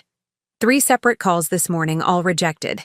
He then sent a lengthy email challenging his suspension and threatening legal action. As expected, I said calmly. Is the legal team prepared? Fully. We've documented everything, including his unauthorized negotiations with Morgan Brothers. His employment contract gives clear grounds for termination given the circumstances. Perfect. Then let's not keep everyone waiting. The 4 of us walked toward the boardroom, our footsteps echoing in the marble-floored corridor. Just before we reached the double doors, Owen touched my arm lightly. Effie, he said quietly, I want you to know something. When I started Monarch, 23 years ago, I dreamed of building something that would outlast me. Something my son would someday lead with the same passion I had. That dream died 3 days ago. His eyes held mine steadily. But today, a new dream begins. Monarch couldn't be in better hands. The sincerity in his voice caught me by surprise, touching something deeper than professional pride. This wasn't just a business transition. It was the passing of a legacy. Thank you, Owen, I said simply. I won't let you down. With that, Michael opened the boardroom doors. The scene inside was exactly as I had visualized it. 12 board members seated around the massive table, expressions ranging from curious to concerned to cautiously optimistic. At the head of the table sat an empty chair, the CEO's position, vacant since Owen's partial retirement 3 months ago, briefly occupied by Jordan and now awaiting its new occupant. Owen walked to the head of the table but remained standing beside the chair rather than taking it. Thank you all for convening on such short notice, he began. The past few days have been challenging for Monarch, but today marks a new chapter in our company's history. He briefly summarized the events we all knew, Jordan's unauthorized negotiations, with Morgan Brothers, my improper termination, the client exodus that followed, and the board's unanimous vote to suspend Jordan pending further investigation. Morgan Brothers believes Monarch is vulnerable, Owen continued. Their offer, delivered this morning, attempts to capitalize on what they perceive as instability following these events. He gestured to the documents being distributed around the table. But Monarch is not vulnerable. Monarch is not for sale. And Monarch's future is brighter than ever under the leadership of our new chief executive officer. He turned to me, extending his hand toward the empty chair in a symbolic gesture that didn't escape anyone in the room. Ladies and gentlemen of the board, I present Effie Harris, effective immediately. The reaction was subtle but unmistakable, a collective shift in energy as the board absorbed this announcement. I stepped forward, accepting the chair Owen offered, and took my place at the head of the table. Thank you, Owen. And thank you all for your confidence, I began, my voice steady and clear. I recognize the unusual circumstances of this transition, but unusual times call for decisive leadership. I opened the portfolio in front of me. Before we address Morgan Brothers' offer, I want to outline my immediate priorities as CEO and the strategic direction I intend to take Monarch. For the next 30 minutes, I presented a comprehensive vision for Monarch's future.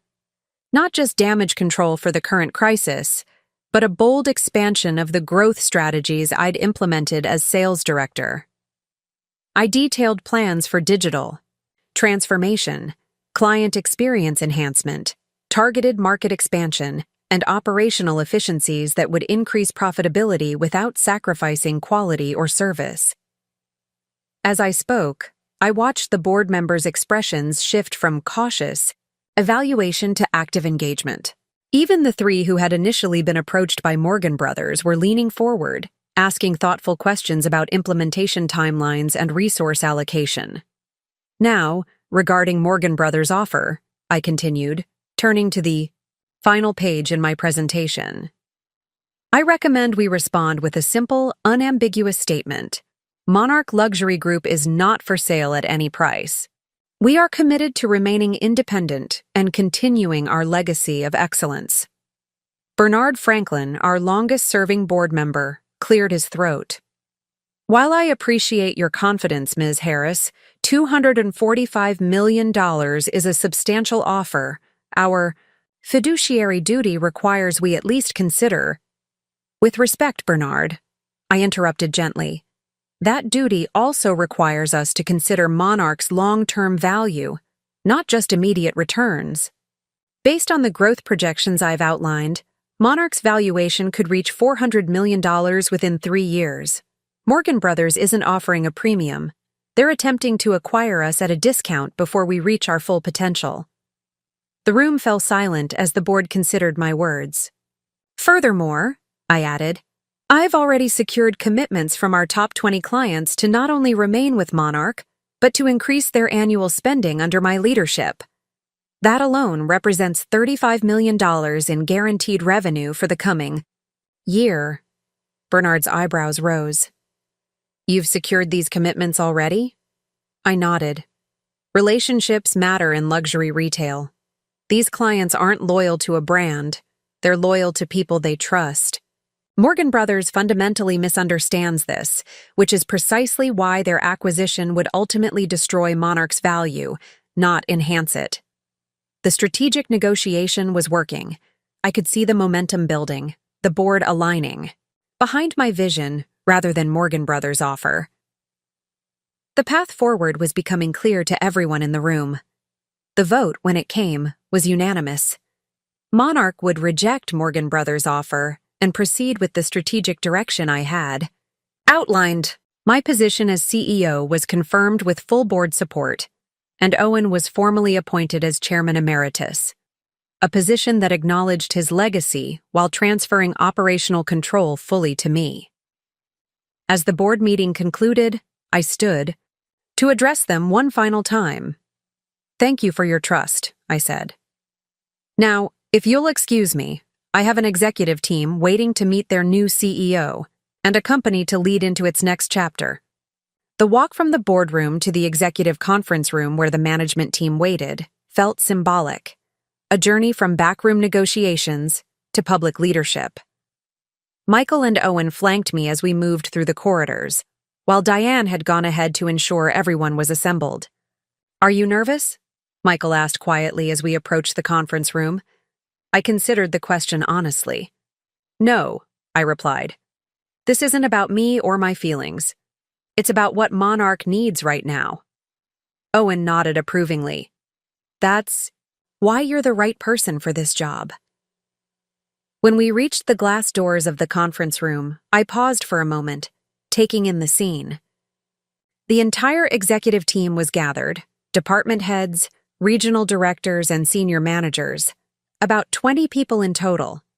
Some I had worked closely with for years. Others had been recruited during Jordan's brief tenure and were essentially strangers. Their expressions ranged from curious to anxious, all of them clearly aware that something significant was about to happen. Notably absent were Jordan, of course, and Camilla Porter. I had specifically requested that Camilla not be included in this initial meeting. Her future with Monarch would be determined later, after I had assessed her level of complicity in Jordan and Morgan Brothers' scheme. "Ready?" Owen asked. I nodded, and he opened the door. The room fell silent immediately as we entered. All eyes turned to us, or more specifically, to me. My appearance was clearly unexpected for many of them. Several exchanged startled glances or whispered comments. I walked directly to the head of the table, where the CEO traditionally sat, and remained standing. Owen took a position to my right, while Michael stood slightly behind us. "Good afternoon," I began, my voice clear and authoritative. "For those who don't know me, I'm Effie Harris. Until 4 days ago, I was Monarch's Director of Sales." I paused, letting the significance of my presence sink in. "Today, I stand before you as Monarch Luxury Group's new Chief Executive Officer, appointed by Owen Wallace and unanimously confirmed by our Board of Directors." The reaction was immediate. Raised eyebrows, widened eyes, a few audible gasps. Kent, representing the sales department in Camilla's absence, broke into a broad smile. Clive, our chief marketing officer who had always been an ally, nodded with satisfaction. Others looked stunned or confused. I recognize this announcement may come as a surprise, particularly given events of the past few days, I continued. So let me be completely transparent about what has happened and where we go from here. Over the next 15 minutes, I outlined the situation in clear, direct terms, Jordan's unauthorized negotiations with Morgan Brothers, my improper termination as part of that scheme, the resulting client exodus, and the board's decision to suspend Jordan and reject the acquisition offer. Morgan Brothers believed they could acquire Monarch at a discount by removing key personnel and creating instability, I explained. They severely underestimated two things: the loyalty of our clients and the resilience of this company.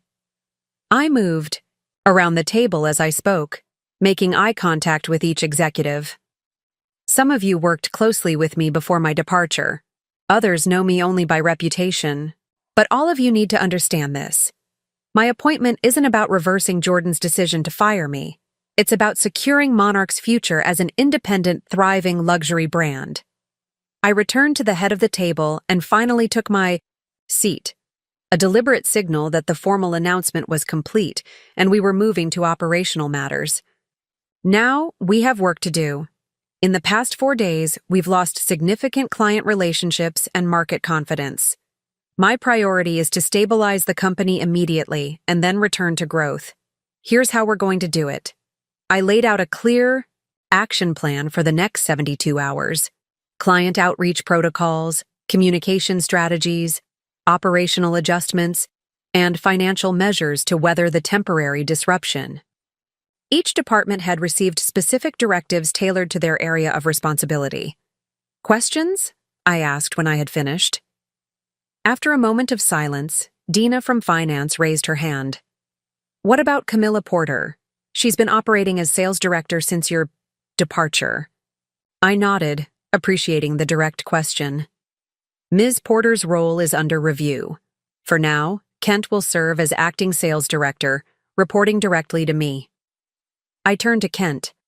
"I'll meet with you immediately following this meeting to coordinate client outreach." Kent nodded, clearly pleased with the assignment. Another hand went up. Harris from Operations, one of Jordan's recent hires whom I didn't know well. What message are we giving clients about Jordan Wallace? They're bound to ask. The official statement is that Jordan has been suspended pending a review of unauthorized activities, I replied evenly. We will not elaborate beyond that to clients.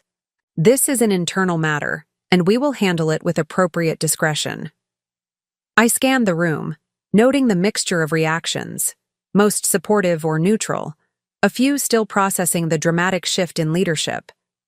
This was to be expected. Loyalty couldn't be demanded, only earned. One final note, I said, my tone shifting slightly. I understand the past few days have been confusing and unsettling for everyone. Some of you may have concerns about the stability of your positions or the direction of the company under my leadership. Let me be clear. I judge people by their contributions, their integrity, and their commitment to Monarch's success, not by their relationship with previous leadership. I made eye contact with several of Jordan's recent hires specifically. You will all have the opportunity to demonstrate your value to Monarch moving forward. I expect loyalty to the company, not to me personally. Results and integrity, that's what matters. The tension in the room visibly eased. Even those who had been most closely aligned with Jordan seemed to relax slightly. Now, I concluded, standing once more, you all have your immediate priorities. I expect hourly updates on client retention efforts and daily reports on all other initiatives. We have a company to stabilize and a future to secure. Let's get to work. As the meeting broke up, executives immediately formed small groups, already beginning to implement the directives I'd outlined. Owen touched my arm lightly. Masterfully handled, he said quietly. It's just the beginning, I replied. The real test will be in the execution.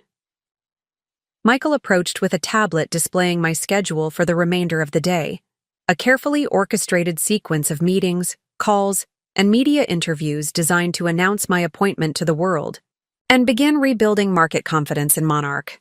Your office is ready, he informed me. And Richard Daniels is holding for you on line 1. He heard about your appointment through the grapevine and wants to be the first to congratulate you. I smiled. Put him through in 5 minutes. First, I need to make one quick call. As Owen and Michael left to attend to their own responsibilities, I stepped into a quiet corner and dialed a number I hadn't used in 4 days. Victor Morgan, the familiar voice answered. Mr. Morgan, I said calmly. Effie Harris, CEO of Monarch Luxury Group. I believe you have a letter to withdraw. The silence on the other end was deeply satisfying. When Victor finally spoke, his smooth confidence had evaporated. Ms. Harris, this is unexpected. Is it? You should have done your homework more thoroughly before attempting to manipulate my termination. Monarch is not for sale. Not today, not tomorrow, not ever during my tenure as CEO. I trust that's clear enough for your board of directors. Without waiting for his response, I ended the call and walked toward what had once been Owen's office, and was now mine.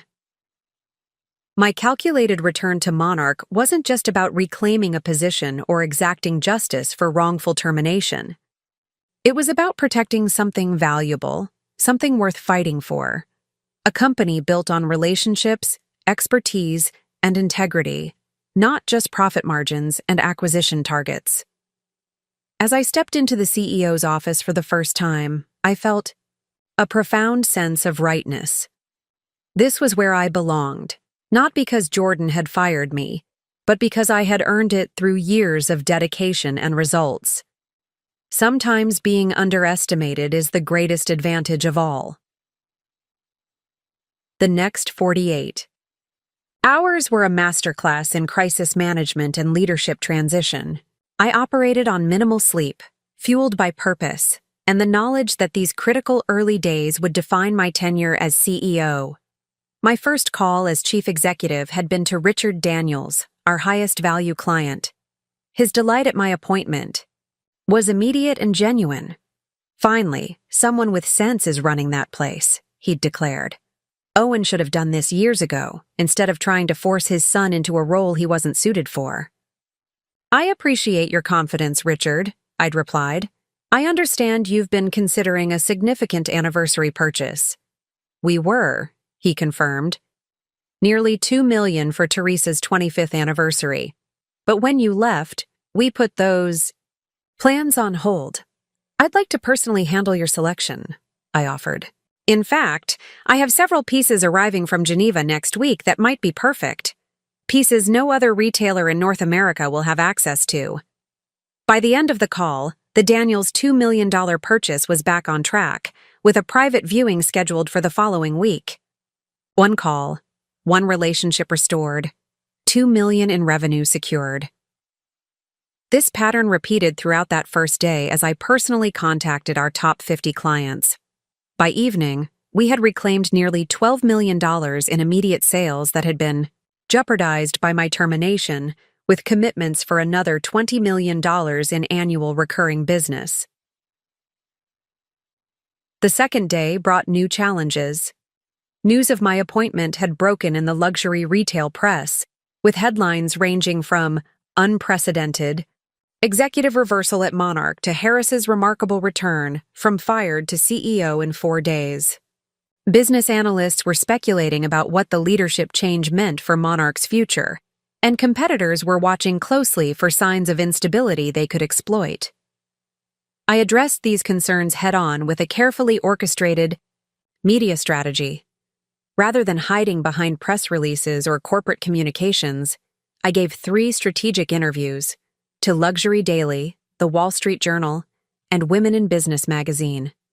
In each, I projected calm confidence, outlined our growth vision, and subtly emphasized the strength of our client relationships without directly addressing the details of Jordan's departure. Monarch's success has always been built on exceptional client relationships and uncompromising quality, I told the Wall Street Journal. As CEO, I'm focused on strengthening those foundations while expanding our reach to emerging markets and next-generation luxury consumers. The board's unanimous support for this direction speaks for itself. By midday, Monarch's stock price, which had dipped nearly 8% following news of my termination and client departures, had rebounded completely and was trading 3% above its previous position. The market was responding positively to my leadership, a tangible vote of confidence that resonated throughout the company. The real test came on my 3rd day as CEO, when we faced our first major operational challenge. A shipment of rare timepieces from our Swiss manufacturer had been delayed at customs, pieces promised to 6 different high-value clients, including the Daniels Anniversary Selection. In the past, such logistics issues would have been handled by middle management, but I recognized this as an opportunity to demonstrate my leadership approach. I convened an immediate meeting with our logistics team, customs brokers, and client relations staff. This isn't just a shipping delay, I told them. This is a promise to 6 of our most valued clients that we're at risk of breaking. I need solutions, not explanations. For the next 2 hours, we worked through the problem together. When our usual customs broker identified a 72-hour minimum delay, I personally called the regional director of customs, a former client whose daughter's engagement ring I had helped select 3 years earlier. By the end of the day, our shipment had been expedited through inspection and was en route to our secure facility. When I shared this development with the executive team, the message was clear. Under my leadership, Monarch would be relentlessly solution-oriented, would leverage relationships at every level, and would never accept impossible as an answer when client commitments were at stake.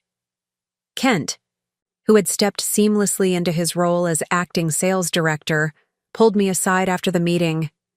"The team is talking," he said with a slight smile. "This is different from how things worked under Jordan, or even Owen in the later years. You're not just directing, you're doing." "Leadership isn't about having the biggest office or the most impressive title," I replied. "It's about removing obstacles so your team can excel. Sometimes that means making the calls no one else can make." By the end of that 3rd day, we had not only stabilized the immediate business disruption caused by my termination, but had begun implementing the growth strategies I'd outlined to the board. The executive team was aligned, client relationships were secure, and employees throughout the organization had a clear understanding of our direction. There was only one outstanding matter to address: Camilla Porter. She had been conspicuously absent since my appointment, calling in sick for 2 consecutive days. On the morning of day 4, I asked Laurel to schedule a meeting with her for that afternoon. She sounds nervous, Laurel reported after making the call. Asked if she should bring her employee file. I shook my head. Tell her that won't be necessary. This is a conversation, not a termination. When Camilla arrived at my office, she looked nothing like the confident woman who had been so quickly installed in my former position. Her usual polish was diminished by visible anxiety as she took the seat across from my desk. Thank you for coming in, Camilla, I began, keeping my tone professional and neutral. I wanted to discuss your role at Monarch moving forward. She straightened slightly. I understand if you want to replace me. Given the circumstances, I held up a hand to stop her. Before we discuss that, I'd like to hear directly from you. How much did you know about Jordan's arrangement with Morgan Brothers? Were you actively involved in the plan to terminate me? Or were you simply accepting a promotion when offered? The directness of my question seemed to catch her off guard. She hesitated, clearly weighing her response carefully. I knew Morgan Brothers was interested in acquiring Monarch, she finally admitted. Jordan told me they wanted fresh leadership in sales, someone not tied to the old way of doing things. He said you were resistant to change. And my termination? Did you know that was coming? She looked down briefly. I knew he planned to restructure the department. I didn't know it would happen so abruptly, or without a transition period. I studied her, assessing the sincerity in her response. She had been a pawn in Jordan's game, ambitious certainly, and willing to benefit from my removal, but perhaps not the architect of it. Camilla, I believe in giving people the opportunity to prove their value, I said after a moment. You have expertise in areas that could benefit Monarch, particularly in digital marketing and younger demographic engagement. These align with our growth strategy.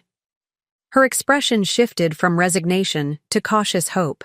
I'm creating a new position, Director of Digital Strategy and Emerging Markets. It reports to Kent in sales for now, with dotted line responsibility to marketing. The role focuses on expanding our digital presence and developing programs specifically for first-time luxury buyers. I think your background makes you well-suited for it, if you're interested. The offer clearly surprised her. You're not firing me? I'm offering you the chance to contribute in an area where we need expertise, I clarified. Whether you take that opportunity is up to you. Camilla sat straighter, processing this unexpected development. I would be very interested. Thank you. As she left my office a few minutes later, after discussing the specifics of the new role, I reflected on the decision. Some might have expected me to fire Camilla immediately upon taking control, a symbolic purging of Jordan's influence. But true leadership isn't about retribution. It's about maximizing value and talent for the organization's benefit. By the end of my first week as CEO, Monarch was not just stable, but thriving. The client relationships I'd nurtured for years were stronger than ever. Our stock price had risen 7% above pre-crisis levels, and the organization had rallied around my leadership with a renewed sense of purpose and direction. Jordan Wallace had fired me believing he was eliminating an obstacle to his plans. Instead, he had set in motion a chain of events that revealed his own inadequacies while elevating me to the position I had earned through years of exceptional performance and results. Sometimes the greatest opportunities come disguised as setbacks. The key is recognizing them when they arrive. 2 weeks into my tenure as CEO, Monarch had regained its equilibrium. Client relationships were fully restored, operational workflows had normalized, and the executive team had adapted to my leadership style. The crisis atmosphere had dissipated, replaced by a focused energy as we implemented our growth initiatives. I was reviewing quarterly projections in my office when Laurel knocked on my door, her expression unusually tense. Jordan Wallace is in the building, she said without preamble. Security just called up. He's demanding to see you. I set down my pen. Is he alone? No. He's with 2 men in suits. his lawyer and someone from Morgan Brothers, according to the front desk? I nodded, unsurprised. Jordan's silence these past 2 weeks had been temporary, not permanent. This confrontation was inevitable. Have security escort them to the main conference room, I instructed. Not my office, and ask Michael Barrett to join us immediately. As Laurel left to make the arrangements, I took a moment to center myself. This wasn't a personal confrontation. It was a business challenge to be managed professionally. When I entered the conference room 10 minutes later, Jordan was pacing near the windows while his companions sat rigidly at the table. His appearance had changed noticeably in 2 weeks, his usually immaculate appearance slightly disheveled, his expression tense. "Jordan," I acknowledged calmly, taking a seat at the head of the table. "This is unexpected." "Is it?" he replied, his voice tight with controlled anger. "You stage a corporate coup, take my position, turn my father against me, and don't expect me to respond?" Michael Barrett entered quietly behind me, legal pad in hand, and took a seat to my right. "Perhaps we should start with introductions," I suggested, ignoring Jordan's outburst and looking to his companions. The older man cleared his throat. "Robert Stillwell, legal counsel for Mr. Wallace." The younger man beside him added, "Thomas Morgan, Vice President of Acquisitions, Morgan Brothers." I raised an eyebrow at the second introduction. "Morgan, any relation to Victor?" "His son," Thomas replied stiffly. "Interesting," I noted. "A family business like Monarch was intended to be." Jordan slammed his palm on the table. "Enough pleasantries. I'm here to inform you that I'm challenging your appointment as CEO. The board vote was conducted under false pretenses with incomplete information, and while I was denied the opportunity to present my side." I met his gaze steadily. "The board was fully informed of your unauthorized negotiations with Morgan Brothers, your failure to disclose those negotiations to Owen or the board, and your improper termination of a key executive as part of that scheme." "What information do you believe was missing?" Stillwell interjected smoothly. "My client had full authority as CEO to explore strategic partnerships, including potential acquisition offers.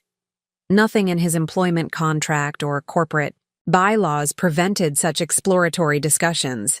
"Exploratory discussions are one thing," Michael countered. "Secret negotiations with a company known for dismantling acquired brands, coupled with the termination of executives likely to oppose such a sale, crosses the line from exploration to conspiracy." Thomas Morgan leaned forward.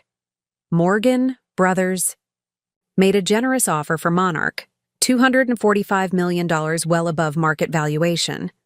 The board had a fiduciary duty to properly consider that offer, not dismiss it outright based on emotional attachment to the company's independent status." I smiled slightly. "The board didn't reject your offer because of emotional attachment, Mr. Morgan. They rejected it because our growth projections under current leadership indicate a valuation of approximately $400 million within 3 years. Accepting your offer would have been fiscally irresponsible," Jordan scoffed. "Growth projections based on what? Your sales strategies that barely worked during an economic boom? The luxury market is changing. Morgan Brothers recognized that, even if my father and his cronies don't. Our first quarter results, under my leadership, suggest otherwise," I replied evenly. "Revenue is up 12% compared to the same period last year.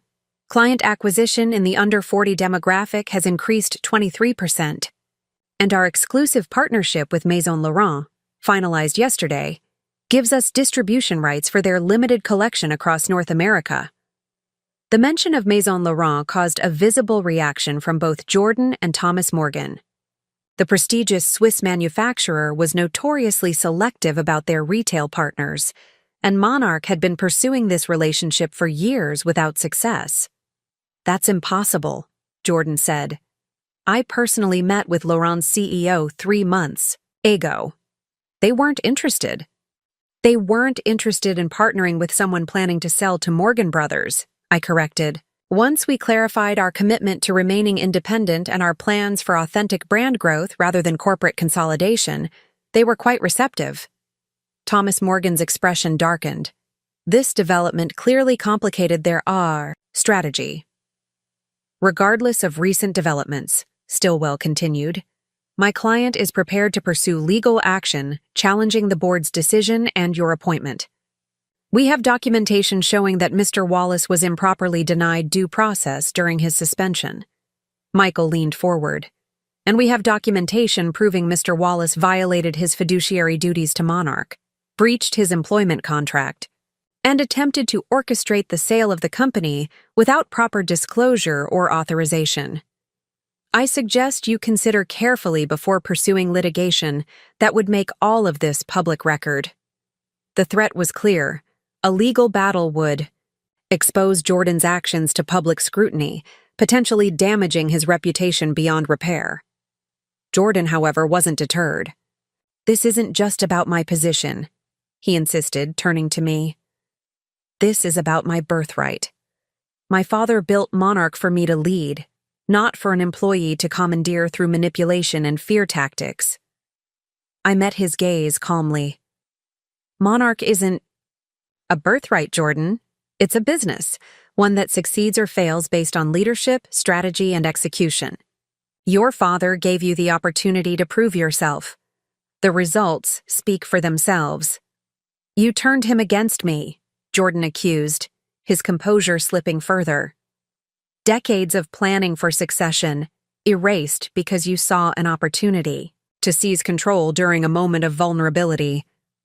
Owen made his decision based on your actions, not my influence, I replied. You tried to sell his life's work without his knowledge. You fired the person most responsible for the company's growth because she might oppose your plans. These were your choices, Jordan, not mine. Thomas Morgan, sensing the conversation was becoming unproductive, attempted to redirect. Perhaps there's a compromise position here. Morgan Brothers remains interested in acquiring Monarch, but we're open to restructuring our offer to include retention packages for key executives, including you, Ms. Harris. I shook my head. Monarch is not for sale. Not at $245 million, not at $300 million, not at any price during my tenure as CEO. The board has been unequivocal on this point. Everyone has a price, Thomas insisted. That's where you're fundamentally wrong, I replied. Some things aren't measured in dollars. Legacy, integrity, independence. These have value beyond what appears on a balance sheet. Jordan laughed bitterly. Such noble sentiments from someone who just happened to end up with my job. I turned to him, my expression softening slightly. Jordan, I never wanted your job. I wanted to continue building what I'd started at Monarch. You forced this situation when you fired me without cause, mistakenly believing I was just another disposable executive. The board didn't choose me over you because of manipulation. They chose me because I've consistently delivered results, while you've consistently prioritized your own interests over the company's. The room fell silent as my words hung in the air. For a brief moment, something like realization flickered across Jordan's face. Perhaps the first recognition that his actions, not mine, had led to this outcome. This conversation is over, he finally said, standing abruptly. You'll be hearing from our attorneys. As the three men prepared to leave, I remained seated, projecting calm confidence.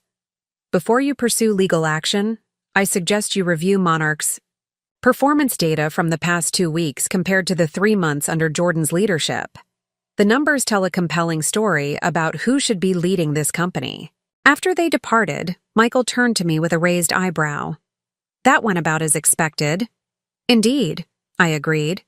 They needed to make the threat directly to see if we would flinch. And now? Now they'll reconsider once they review the actual data. Jordan may still pursue legal action out of pride, but Morgan Brothers won't back a losing strategy. They're business people first. They'll move on to easier targets. And that's exactly what happened. 3 days later, Thomas Morgan called to explore potential partnership opportunities instead of acquisition. a face-saving retreat from their previous position. Jordan's lawyer followed up with a much-reduced demand for a settlement rather than the threatened lawsuit. The emerging opposition had tested our resolve and found it unyielding. More importantly, they had discovered what Jordan had failed to recognize from the beginning. Monarch's value wasn't in its brand name or market position alone, but in the relationships, expertise, and vision that I and my team brought to the key company. Sometimes, the most powerful response to opposition isn't force, but unwavering confidence in your own value. Jordan had fired me believing I was replaceable. His greatest mistake was failing to recognize that some people aren't just employees, they're the heart of what makes a business successful. 1 month into my tenure as CEO, Monarch was not just recovering, but thriving. The quarterly sales projections had been revised upward twice. Our stock was performing exceptionally well, and industry publications were beginning to feature profiles about our remarkable turnaround under new leadership. Despite Jordan's retreat and Morgan Brothers' shift to seeking partnerships rather than acquisition, I remained cautious. Experience had taught me that corporate threats rarely disappear completely. They simply transform and re-emerge in different forms. "You're being paranoid," Owen commented one evening as we reviewed the monthly performance metrics in my office. "Jordan's backed down, Morgan Brothers has moved on, and the company is performing better than ever. You've won." I smiled slightly. In business, victory is never permanent. It's simply a momentary advantage that requires constant vigilance to maintain. Owen chuckled. "You sound like me 20 years ago." "I'll take that as a compliment," I replied, closing the report we'd been reviewing. "Which reminds me, I've been meaning to ask about something. When Jordan first fired me, you mentioned a clause in my contract that you had personally insisted on after the last acquisition disaster. What were you referring to?" Owen's expression grew more serious. "That was before your time. About 12 years ago, Monarch nearly merged with Lux Holdings, a conglomerate similar to Morgan Brothers, though smaller. We'd grown quickly but needed capital for expansion. Their CEO, Alexander Reed, seemed to understand our vision, promised operational independence post-merger. "I'm guessing it didn't go as planned," I prompted when he paused. "Not even close." The moment the ink dried on the preliminary agreement, Reed began systematically removing our key people, replacing them with his own team. By the time I realized what was happening, we'd lost critical client relationships and brand positioning. It took every ounce of legal leverage and financial resources I had to extract Monarch from that disaster. "And that's why you created the client protection clause." "In my contract," I surmised. Owen nodded. "After rebuilding from the Lux debacle, I recognized that certain relationships were too valuable to risk in corporate power plays. When you demonstrated your exceptional ability with client development, I made sure your contract included safeguards that would prevent history from repeating itself." "Thank you for that foresight," I said sincerely. "Without that clause, Jordan's plan might have succeeded." "Jordan," Owen sighed heavily. "I still struggle to understand how my son could have made such catastrophic misjudgments. I considered my words carefully. People often mistake inheritance for qualification. Jordan grew up watching you build Monarch, but watching isn't the same as doing. He saw the prestige and authority of your position without fully appreciating the expertise and relationships that earned it." Owen nodded slowly. A harsh but accurate assessment. After he left, I remained in my office, contemplating our conversation. The parallels between the Lux Holdings situation and Morgan Brothers' attempt were striking and concerning. If Owen had nearly lost Monarch to a similar strategy 12 years ago, despite his experience and controlling interest, we needed stronger protections against future attempts. The next morning, I called Michael Barrett to my office. "I need you to build a case," I told him without preamble. "Not for current litigation, but as preventative documentation against future threats." Michael raised an eyebrow. "You're still concerned about Morgan Brothers?" "Morgan Brothers, other potential acquirers, even Jordan if he decides to try again from a different angle, I clarified.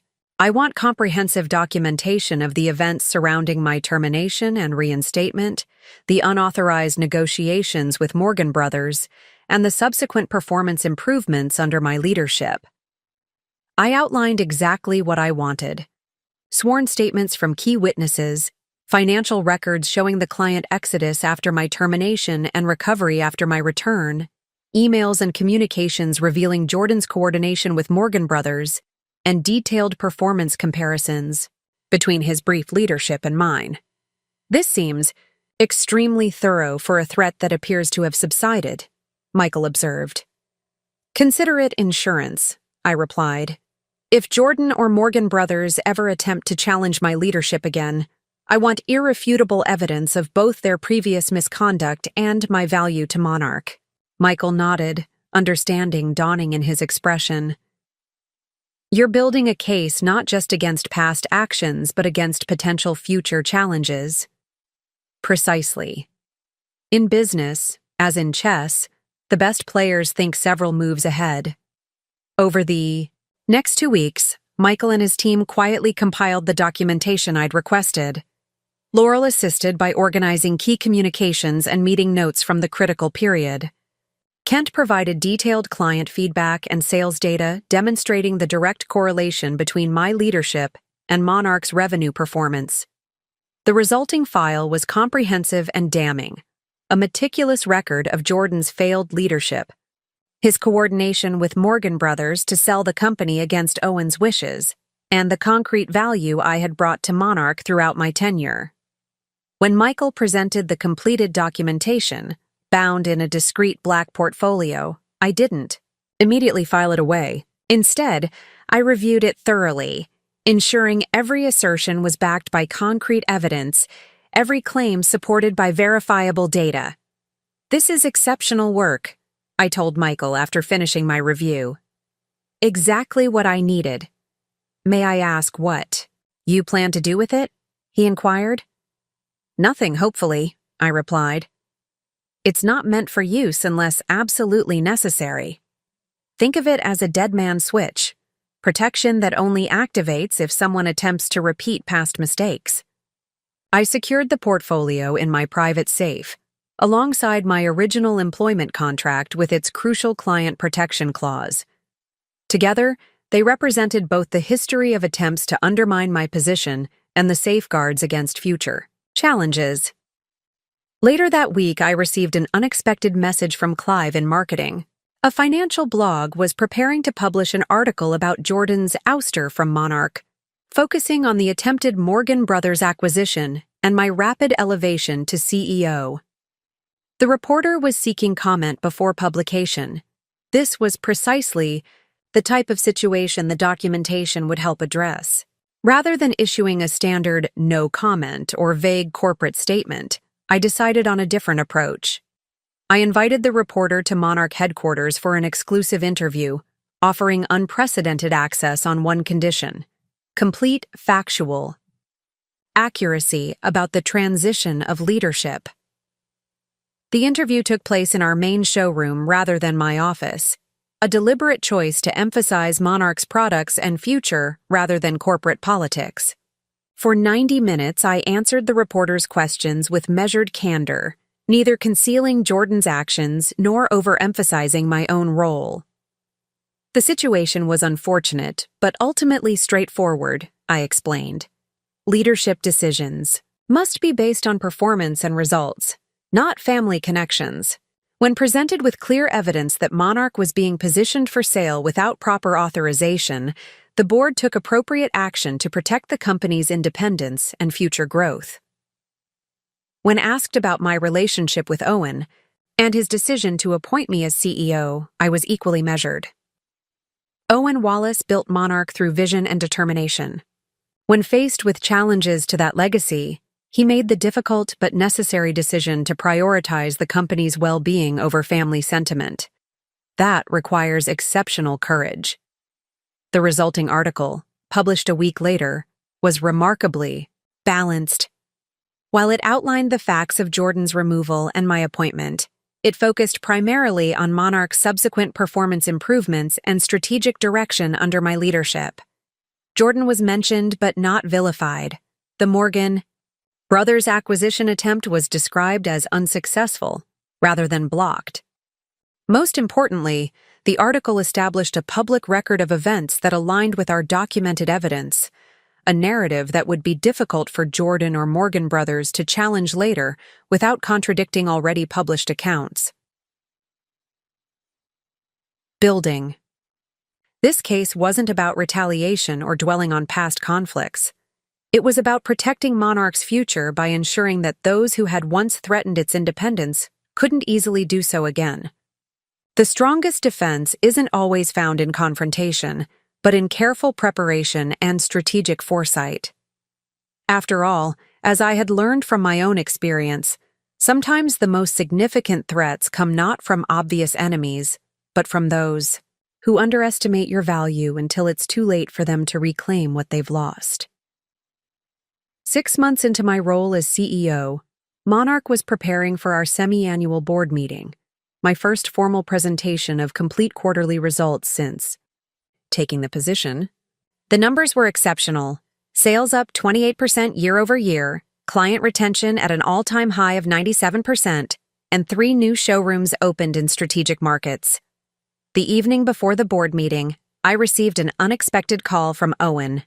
Jordan reached out to me, he said without preamble. He wants to attend tomorrow's board meeting. I paused, considering the implications. He's still a shareholder. Technically, he has the right. Yes, but after everything that's happened, I wanted to discuss it with you first. The fact that Owen was consulting me about his own son spoke volumes about how our relationship had evolved. What do you think he wants? I asked. Owen sighed. He claims he just wants to see the quarterly results firsthand. But knowing Jordan, there's more to it. I considered our options carefully. Blocking Jordan from the meeting might create unnecessary drama and give him grounds to claim he was being unfairly excluded from company information. Allowing him to attend would be uncomfortable, but might actually strengthen our position if the results were as strong as we knew them to be. Let him come, I decided. The numbers speak for themselves. This could be the moment of truth he needs. The following morning, the boardroom was prepared for our presentation. Financial reports were distributed, projections displayed on screens, and coffee served as board members arrived one by one. Jordan entered last, dressed immaculately in a suit that suggested he was there on business, not just as an observer. He nodded stiffly to his father, but avoided eye contact with me as he took a seat at the far end of the table. As CEO, it was my responsibility to lead the presentation. For 90 minutes, I walked the board through our performance metrics, strategic initiatives, and growth projections. The data was unambiguous. Monarch was performing at unprecedented levels under my leadership, with every key indicator showing significant improvement since Jordan's departure. Throughout the presentation, I maintained a strictly professional tone, focusing on results rather than personalities. I never mentioned Jordan by name or compared my leadership to his directly. I didn't need to. The contrast was evident in every graph and spreadsheet. When I opened the floor for questions, most board members focused on forward-looking inquiries about expansion plans and revenue projections. Then Jordan raised his hand, the eye. Room fell silent as I acknowledged him with a simple, "Yes, Jordan?" "These results are impressive," he admitted, his voice carefully controlled. "But I'm curious. What do you attribute this performance to specifically? What changed?" It was the moment of truth, a direct invitation to either criticize his leadership or claim personal credit for Monarch's success. Either response would be understandable given our history, but neither would serve the company's best interests. "Consistency," I replied simply. Monarch has always had the foundation for excellence, exceptional products, talented people, and valuable client relationships. Our recent performance comes from ensuring those elements work in harmony with a clear strategic vision and accountable leadership. Jordan held my gaze for a long moment, then nodded once, not in agreement, necessarily, but in acknowledgement. For the first time since his failed attempt to fire me, I saw something like recognition in his eyes. Not warmth or reconciliation, but perhaps the beginning of understanding. Sometimes the most powerful moment of truth isn't a dramatic confrontation, but the quiet acknowledgement of undeniable reality. In the months following the board meeting, Monarch continued its upward trajectory. Our successful expansion into emerging markets had caught the attention of luxury industry analysts, and my leadership was being cited in business publications as a case study in corporate turnarounds. The conflict with Jordan and Morgan Brothers had receded into company history, not forgotten, but no longer consuming energy or attention. We were focused on the future, not the past. Then, almost exactly 1 year after Jordan had fired me, something unexpected happened. An email arrived from him, requesting a private meeting. No lawyers, no Morgan Brothers representatives, just the two of us. I deliberated briefly before agreeing. Whatever Jordan wanted to discuss, I was secure enough in my position now to hear him out. We met at a neutral location, a private dining room at the Meridian, an upscale restaurant equidistant from Monarch's headquarters and Jordan's new office. He had recently launched a small investment firm focused on tech startups, his first independent venture since leaving Monarch. When I arrived, Jordan was already seated, looking noticeably different from our last encounter. The brittle anger had faded from his expression, replaced by something more subdued and reflective. "Thank you for meeting me," he began after we'd ordered coffee. "I know you have every reason to refuse." "I'm curious about what you wanted to discuss," I replied simply. He nodded, collecting his thoughts before continuing. "A year ago, I made the worst decision of my professional life when I fired you. I was wrong, not just strategically, but ethically." The directness of his statement caught me by surprise. This wasn't what I had expected. "I convinced myself I was acting in Monarch's best interests," he continued. "That Morgan Brothers' offer represented the optimal path forward, that your opposition was about protecting your position rather than the company. I was wrong on every count." "Why tell me this now?" I asked. "Because acknowledging mistakes publicly is part of learning from them," he replied. "My father taught me that, though I didn't appreciate the lesson until recently." He placed a formal letter on the table between us. "This is my resignation from Monarch's shareholder position. I'm selling my shares, not to Morgan Brothers or any competitor, but back to the company at fair market value. I've already discussed the arrangement with my father and the board's finance committee." I studied him carefully. "You could hold those shares indefinitely. They're valuable and becoming more so. They're also a constant reminder of my failure," he said candidly. "And more practically, I need the capital for my new venture. A clean break is best for everyone." The Jordan sitting across from me was markedly different from the entitled, defensive man who had threatened legal action a year earlier. This wasn't about reconciliation, too much had happened for that, but it was about recognition, and in its way, justice. "I appreciate your directness," I said finally, "and I wish you success with your new company. There's one more thing," he added as we prepared to leave. "The Daniels account. Their anniversary purchase last year became our largest single sale in company history." I nodded, remembering the $2.1 million customized timepiece Richard had ultimately selected for Teresa. "That was always your relationship, not Monarch's," Jordan acknowledged. "I never understood the difference until I watched clients follow you despite the Monarch name remaining behind. That was educational. Sometimes justice isn't found in punishment or retribution, but in the simple acknowledgement of truth." Jordan had fired me believing I was replaceable. The consequences of that miscalculation had transformed both our lives, elevating me to CEO while forcing him to rebuild his career from scratch. As we parted ways, there was no animosity, No lingering resentment. Just the quiet recognition that actions have consequences, and sometimes those consequences become the justice that was needed all along.